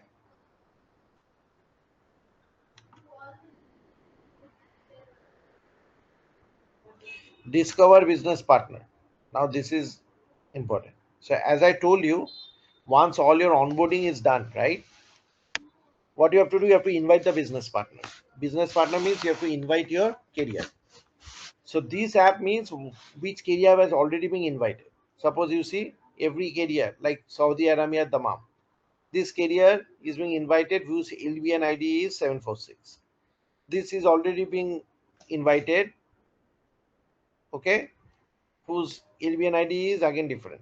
So if you see discover means already those carrier been invited and they have already accepted the invitation and onboarded to BN4L. That's where this discover business partner app is used. So discover business partner means you have discovered the particular business partner in your network. That's why it is under discover business partner. Okay. So this is the after the invitation has been accepted, not before. Meaning this is already in network, isn't it? Already in network, yes. So today, for example, you want to invite Pune Nagal. So you can always go into the Discover Business Partner app and you can see if Pune Nagal is there or not. There's so many. Green Logistics, Guy M. Turner, Sweet Logistics, Trinity Logistics, UPS. There are so many because it's a cloud-based platform. So all the major LSPs and all are onboarded already. So meaning it is global level. Global. So this is a Discover. So you can always check here and see whether your existing carrier is there or not. If they are there, then you don't need to send an invitation. Now, if I go back, this is the invite. Invite means as a shipper, I'm inviting the carrier to join the network. Because unless today any carrier cannot join unless the shipper sends an invitation. And here you need to select add invitee. So you invite the business partner. Business partner means you need to enter the carrier ID, carrier email address, carrier email ID, carrier house address, and also in which system you want to send the invitation. Because it is, as I told you, for development you have to send invite. Okay, for quality you may need to send an invite. So all these invitations has to be there here.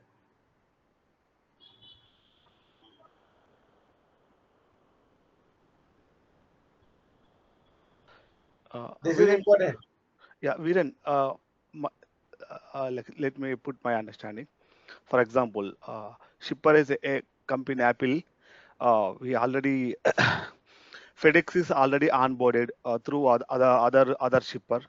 So at the time, these new shippers can use the existing the carriers, correct? That is understanding. That's because of Yes. the global accounts. Only one-time activity, correct? That one onboarding a carrier. Onboarding a carrier per client is always a one-time activity. You cannot onboard every day. Onboard means you have invited him, right? Yeah. Onboard means already shipper is onboarded, carrier has to be onboarded. Why will you onboard him multiple times? Only one time. It's a one-time initial activity. Okay. What about if already some other shippers already onboarded a couple of carriers? If they have a new agreement with this new shipper as well, so we can use those existing carriers, correct, in the our cloud How platform. you can use them if it is connected to a different shipper. So Hmm. you have asked me that if it is connected to different shipper, I am a shipper. How Hmm. do I know whether that carrier is invited to your shipper ID? Because each of us shipper will also have a different ID, right? Uh-huh. So I can only see those carriers who have been onboarded globally. That's what you see, right? Discover business partner. Now, to which shipper he has been onboarded, that you will not see. But here in this app, you are actually inviting the business partner. That means, please come join the BN4L network. It is something like this. Okay. Got it. uh, like is there any, I mean, is there any real-time example for your earlier projects? Like you can give us like a more detailed some real-time example. What real time example I want? You have to invite DHL. So what real time example you are asking? I'm not understanding. Okay, So if for you have to example. invite DHL, so you have to write a system ID of suppose the development system or quality system, right? Your basis team will tell you. This is the ID. Like for example, DHL business partner ID 2000102.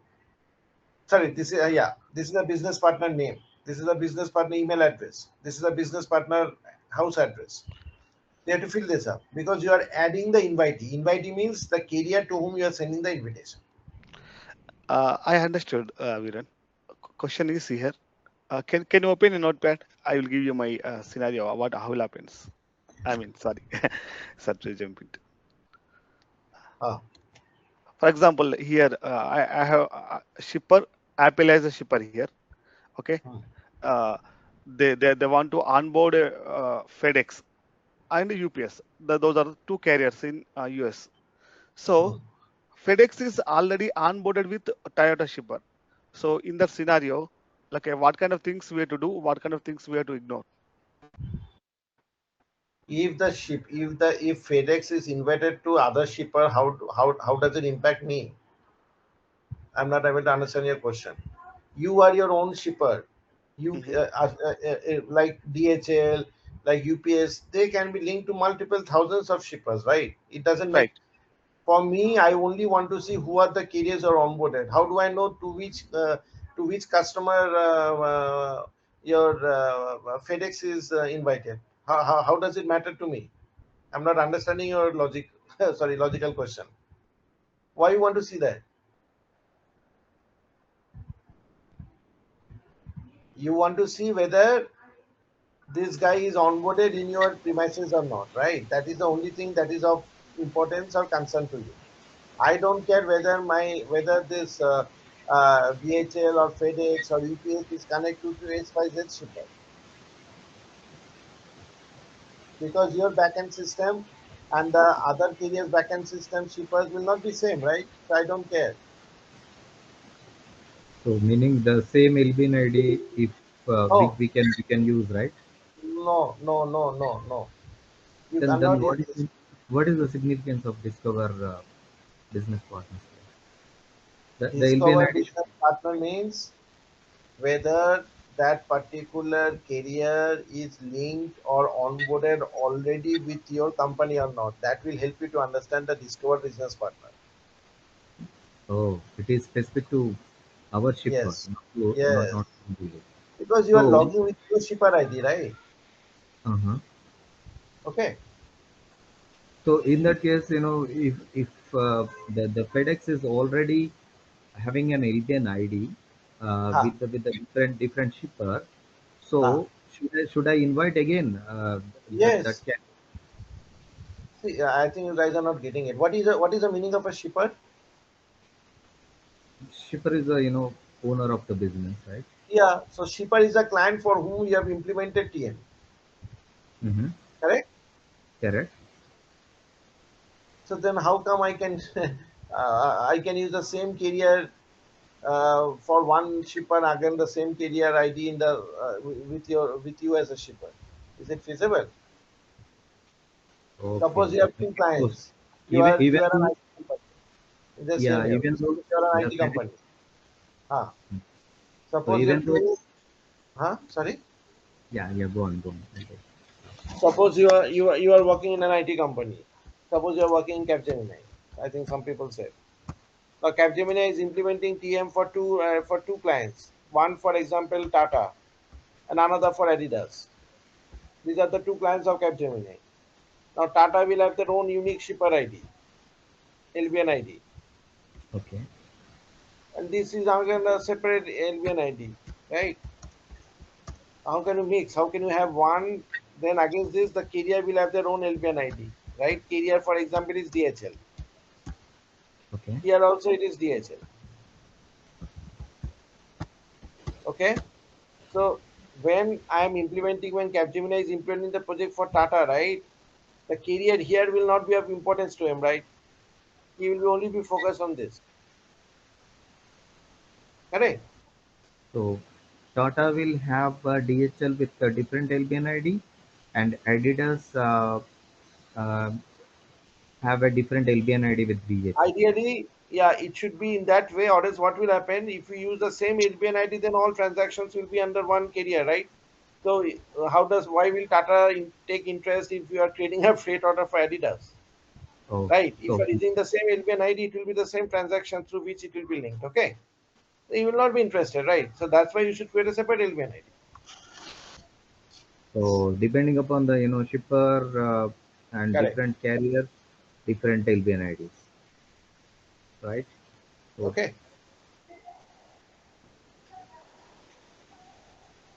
Within it means those global account point of view, they can onboard one time those required carriers.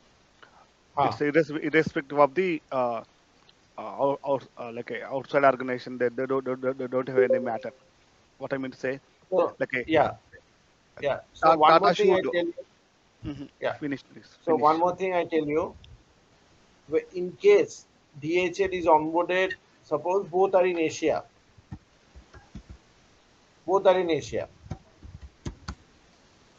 So the moment you get your onboarding process starts, your SAP will check whether DHL is applicable in Asia or not, even though it can be for different shipper. Then how to segregate that? Okay, how to segregate whether this DHL is for Asia, do not interfere with the DHL for Asia for Adidas. SAP will help you there.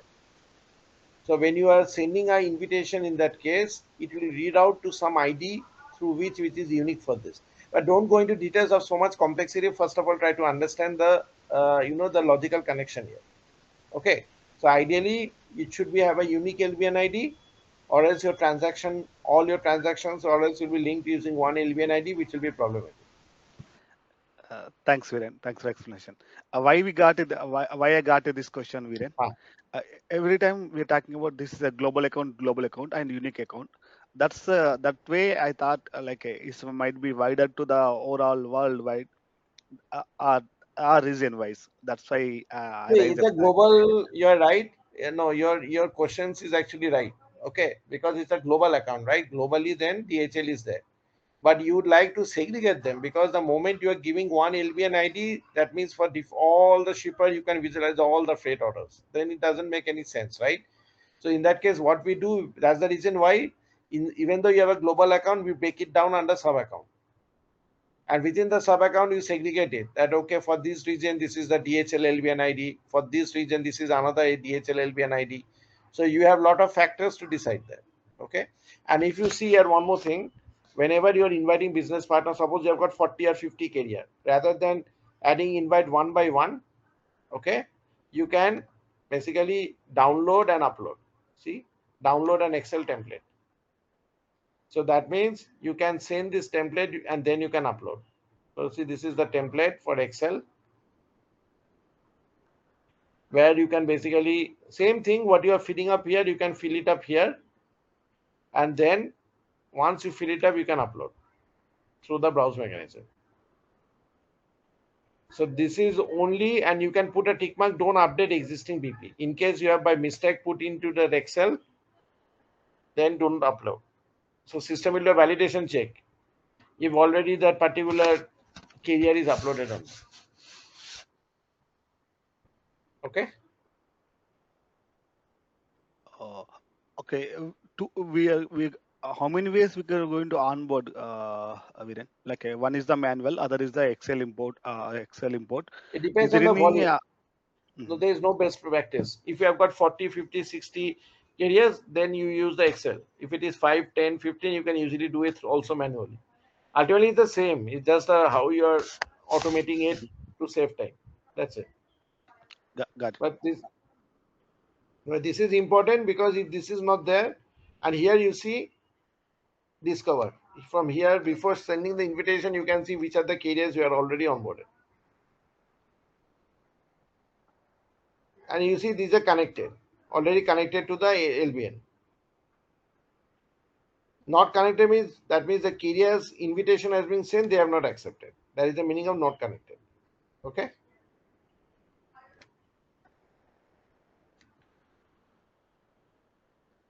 This is a managed invitation. So when you are inviting, so okay, one more thing I forgot to tell you. So when you are inviting business partner, suppose you are inviting someone. Suppose I invite with your email ID. So the moment I send an invitation, it will be in progress. Okay.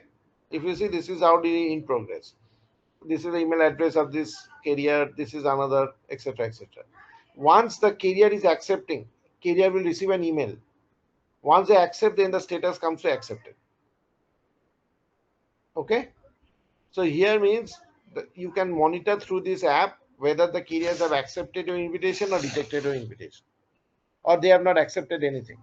It is still in progress.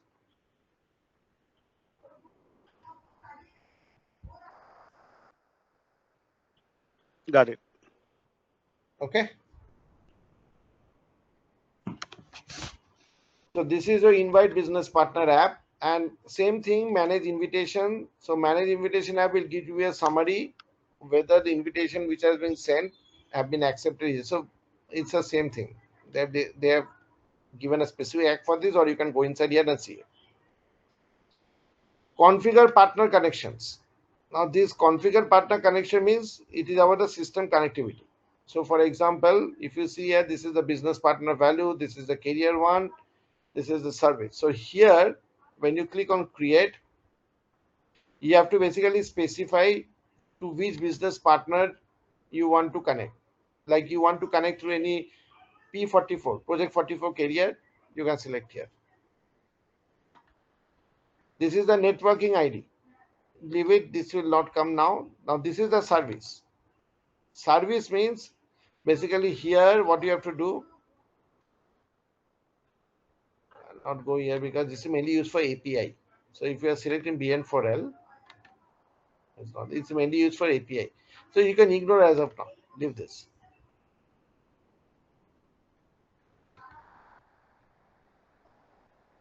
Okay. Now if I go down, this is the general settings, user settings. So what if you remember, like the ones which you have, whether you want to receive a notification or not, this will give a summary. Or you can also, if you have not done through this app, you can click on edit and you can tick mark. Like whether you want to receive any notification. If yes, specify the email address, and you can specify what notification you want to use during creation, during confirmation, during cancellation, during updation. So all these things you can do it here.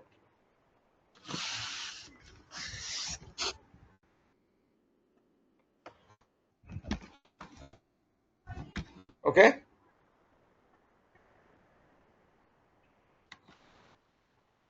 Any other question?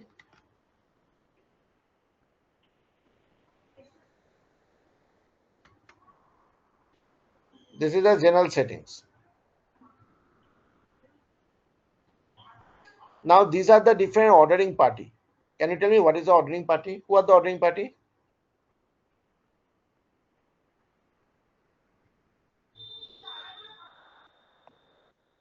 Ordering party means the business partner which is generated under the organizational unit. So when you are creating a purchase organization, right? PPOME, right?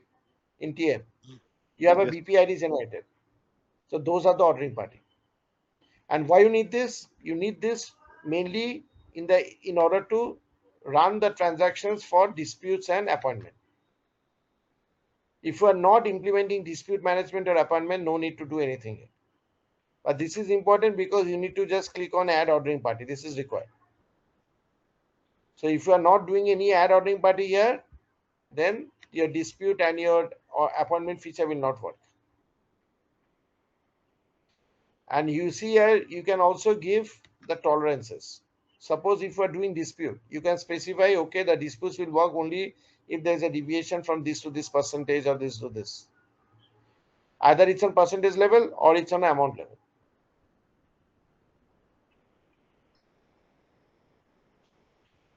So this is only required if you are doing anything for that. So if I click on this, if you see here, now I expand this, right? So see, I have activated doc appointment. That means if I don't activate, then it will never create a doc appointment for this ordering party.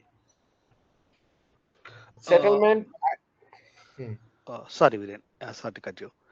The like you mentioned, like at a time we can enable only for okay. You're able to see dark appointment for the order confirmation. You mean to say after order confirmation only we can enable for this dark appointment schedule for this Yes, particular ordering yes, party? yes, correct. Because this is actually an activation of the functionality. Because not all ordering party will be activated for doc appointment. Just to give an example, you only want for certain organizational unit. Only for the Asia entity you want that doc appointment should be there. I don't want doc appointment for Europe. So how will you segregate? In that case, you have two separate ordering party, one for Europe, one for Asia. So you say, okay, my doc appointment is activated for Europe. I will not put anything. Same thing. If you want to activate for all this, if you want to automatically submit dispute, if you want to send any attachment, if you want to send invoicing with the same charges, while you are submitting the invoice, if you want to do a tax code validation, all these things, if you want, then only you activate by clicking on this. Can you go up, please? Here, okay, we have, I can say, here is a we have limitations kind of thing.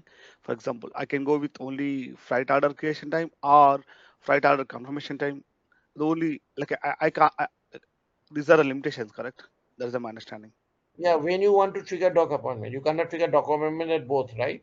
Both at creation and confirmation, because both are different two actions. So either you do it at creation or you do it at confirmation. Yeah, as for our business, we'll go that one, correct? The doc appointment. Similarly, if you want to assign any disputes, for that you need to make sure that disputes are activated. Okay. Okay.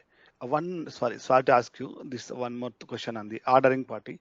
Ordering party is nothing but a TM execution party, correct? TM purchase organization, correct? Ordering party. Not TM purchase organization, business partner of the TM purchase organization. Okay, got it. Okay. Got it.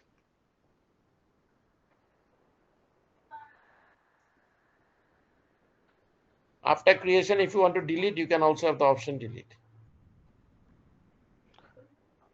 Okay. If they're not going to enable anything, we are not going to see this information, correct?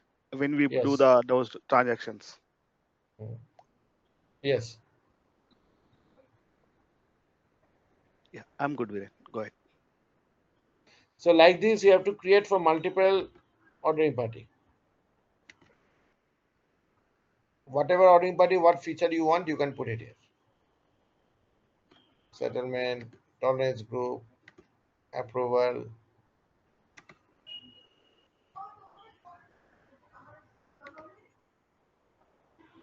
This is the assigned code. So assigned code is a location code. if you want certain codes to be applicable, suppose if you are creating a packaging material type, you can give some codes which is sent from the external system. Or if you want to specify some shipping, I have never used this field, so I'll not be able to comment much. But what I understand here, that for which scenario, if you have a separate code which you are transferring, then this is the one which you can use. So that when BN4L is sending some information from the shipper premises to carrier, in that payload, what you are sending, if you find 031, that means it is a shipping tag. These are all standard codes which SAP has given. Like if you go to mode of transport. So when the message you have received in BN4L, which is 06, it means it is parcel. If it is 04, means it is air. 03 means road. 02 is rail. 01 is ocean.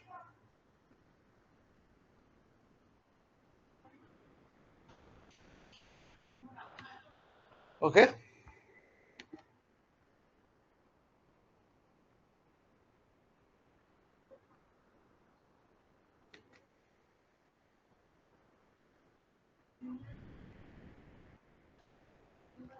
Any other questions so far? This Viren, the code list feature is only for enabled at BN4L BN4L only, correct? Or is there already this feature available in? I don't see any time in the TM side this code list or the No, code functionality. I mean, list. This is something on the BN4L. okay. So that's why I tell you I have never used this field, so I cannot comment much on this. Okay, got it. Okay, so now I come across to the doc appointment. So if you see, each of them has specific functionality. Now on the doc appointment, if you see,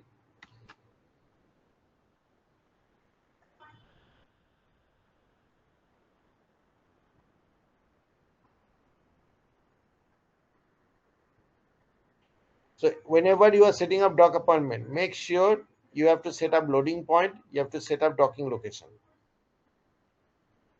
So you can have under one docking location, you can have multiple loading points. Okay. And if you want, you can also add gate, yard, etc. That means from this gate, my transport will happen. Within this yard, my transport will happen. So you can also put this. But if you are not activating yard management, no need to use this. Okay. These 2 points are mandatory. In the wider range, usually the shipper our clients, they're going to depend on their business, they're going to enable, correct, Viren? The yard management and dock management. Yes. These are mandatory. But if you want to use any shipper, they have to pay for this feature to enable. They have to pay for extra cost, correct? Extra price means like, for example, you want to add I'm a. not sure for gate or yard, you have to pay extra because it is already part of your BN4L package. Oh, you mean to say the inbuilt package? Got it. Yes. Uh, for that one, like here, what kind of things we to do as a functional consultant? Way to cross? Are we going to verify any like these? If you want to onboard a new dock appointment or new yard, those things like this. What kind of activities we'll do? For example, as a validate a dock appointment functionality and as well as add if you want to onboard new. I mean, if you are onboard a new location and new dark apartment and new yard, as a functional consultant, where I have to, what kind of activities I have to do? I mean, not now. Maybe after you can take this question Step to by when we step. start. That's why I'm going through each of the apps step by step. All this, what I'm doing it is by step by step. If you are Okay. not using doc appointment, then you don't need to go into this section. So that's why I told you what functionality you want to implement. That is one of the first criteria we have to discuss with business. So freight tracking, freight settlement, this one is leave it. The last three is not relevant. But at least if you have to, if you see not all, so suppose freight tracking. So if you want to report any events, Mhm. Jenny carrier will do it. We don't need to do any here. So this one, I Jenny never does this. It's in a shipper tenant. See, when I go to shipper, sorry, carrier tenant, when carrier will report.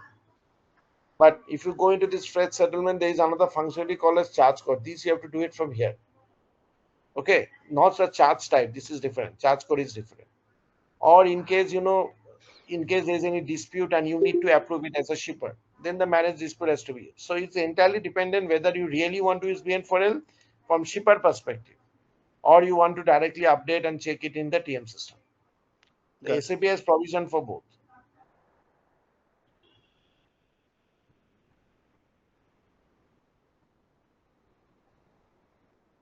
Yeah, thank you.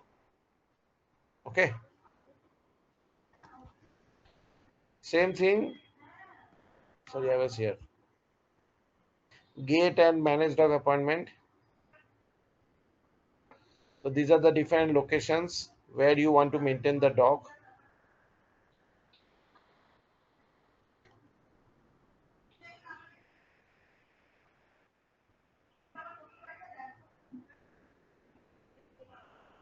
Okay.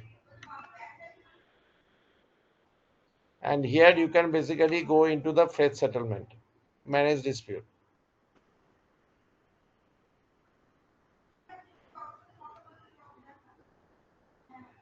So in case any disputes happen, dispute means the freight order cost and the one which is being raised by carrier differs, right? In that case, a case is raised. And when the dispute is raised, automatically system, so it will come to the shipper's view that they need to review. Suppose your freight order is 1000, but carrier raises it to 1500. So that additional 500, whether you want to review it before being accepted, or it is in the approval process, or it is rejected, or it is in error, whether the review is being done, resolve is done, all these things are updated here. And then if you add this, it will come as a summation under all. So in other words, the shipper can approve. It's not mandatory the shipper to approve also, but if you want to have the approval process in place for the shipper before it can be triggering before it creates or triggers a settlement, then this all will be used. Okay. Okay.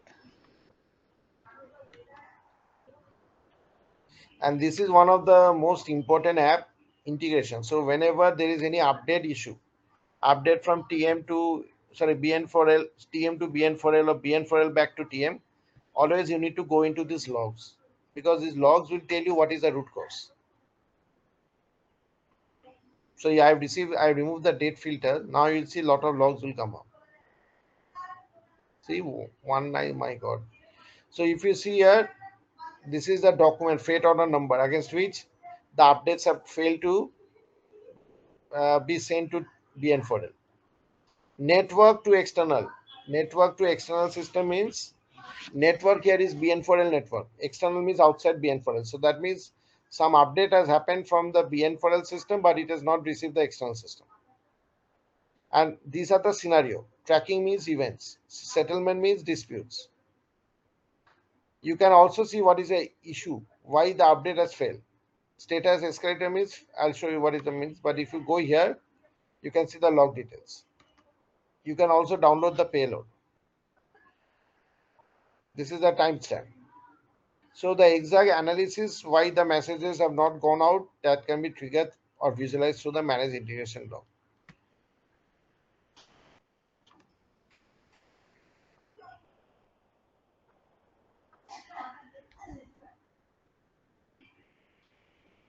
Okay.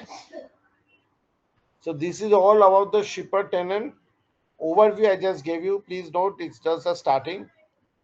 But I think if you can click on these apps, you can understand what I mean.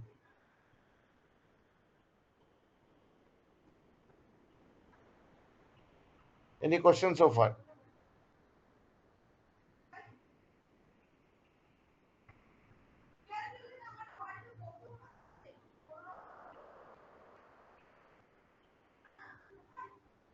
Any question?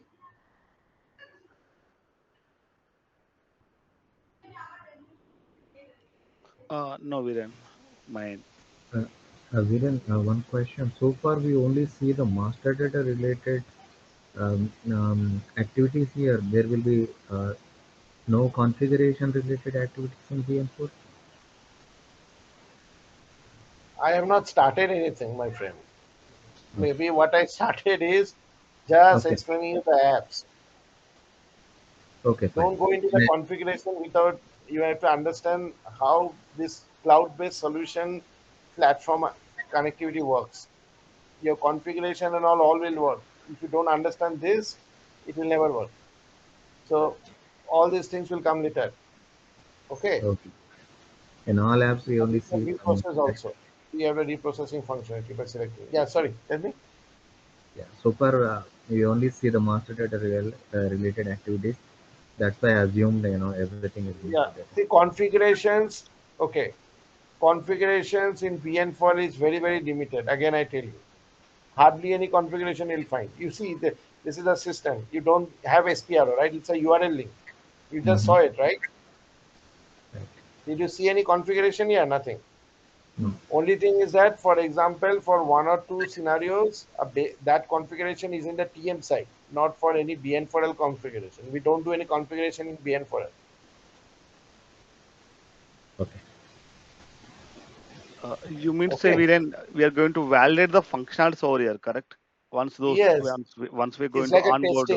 testing Mhm. mechanism. Yes, Okay. all configuration is done in the back end of BN4L. Sorry, in TM.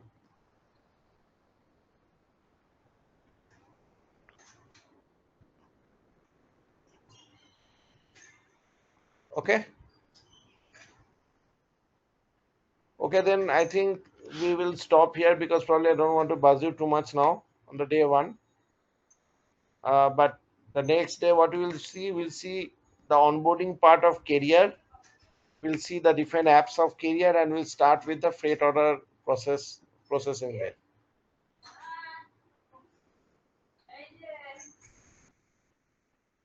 Okay. Wherein what's the best option? We have to start exploring this LBN portal shipper part at least, or shall we wait for the next week No, no, you to? can start. You can do the help.sap what I linked just now, na?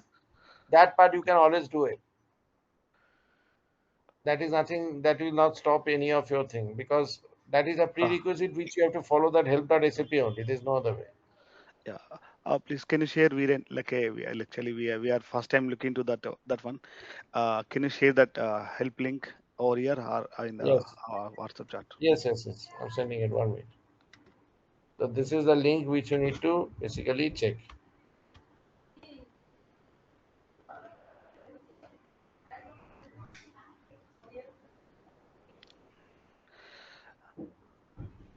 I don't know where is the message here. 1 minute.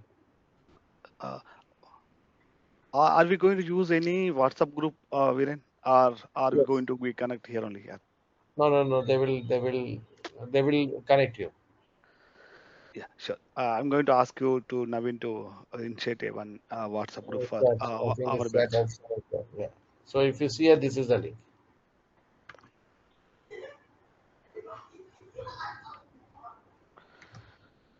Okay. We don't see the link. Have you pinned that Only to one? organize. I don't know what is this. Only to organizers. Huh? Why only to organizers?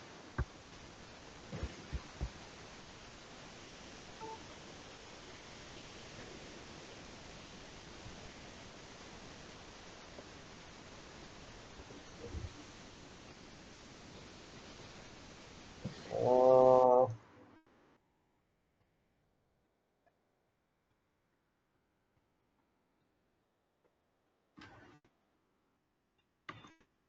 I need to check from Naveen how to change this setting. I'm not sure. Yes, Viren. I'm also not able to send messages. Okay, we don't have any access capabilities. Okay. See, I tell you, it's quite easy. Just type in this part. I tell you. Just type in this. BN4L career onboarding help.sap. That's it. Yeah, sure, Viren. Thank you. Okay, maybe I also don't have authorization, so I will have to check with the team there. Why it is not allowing me? Okay.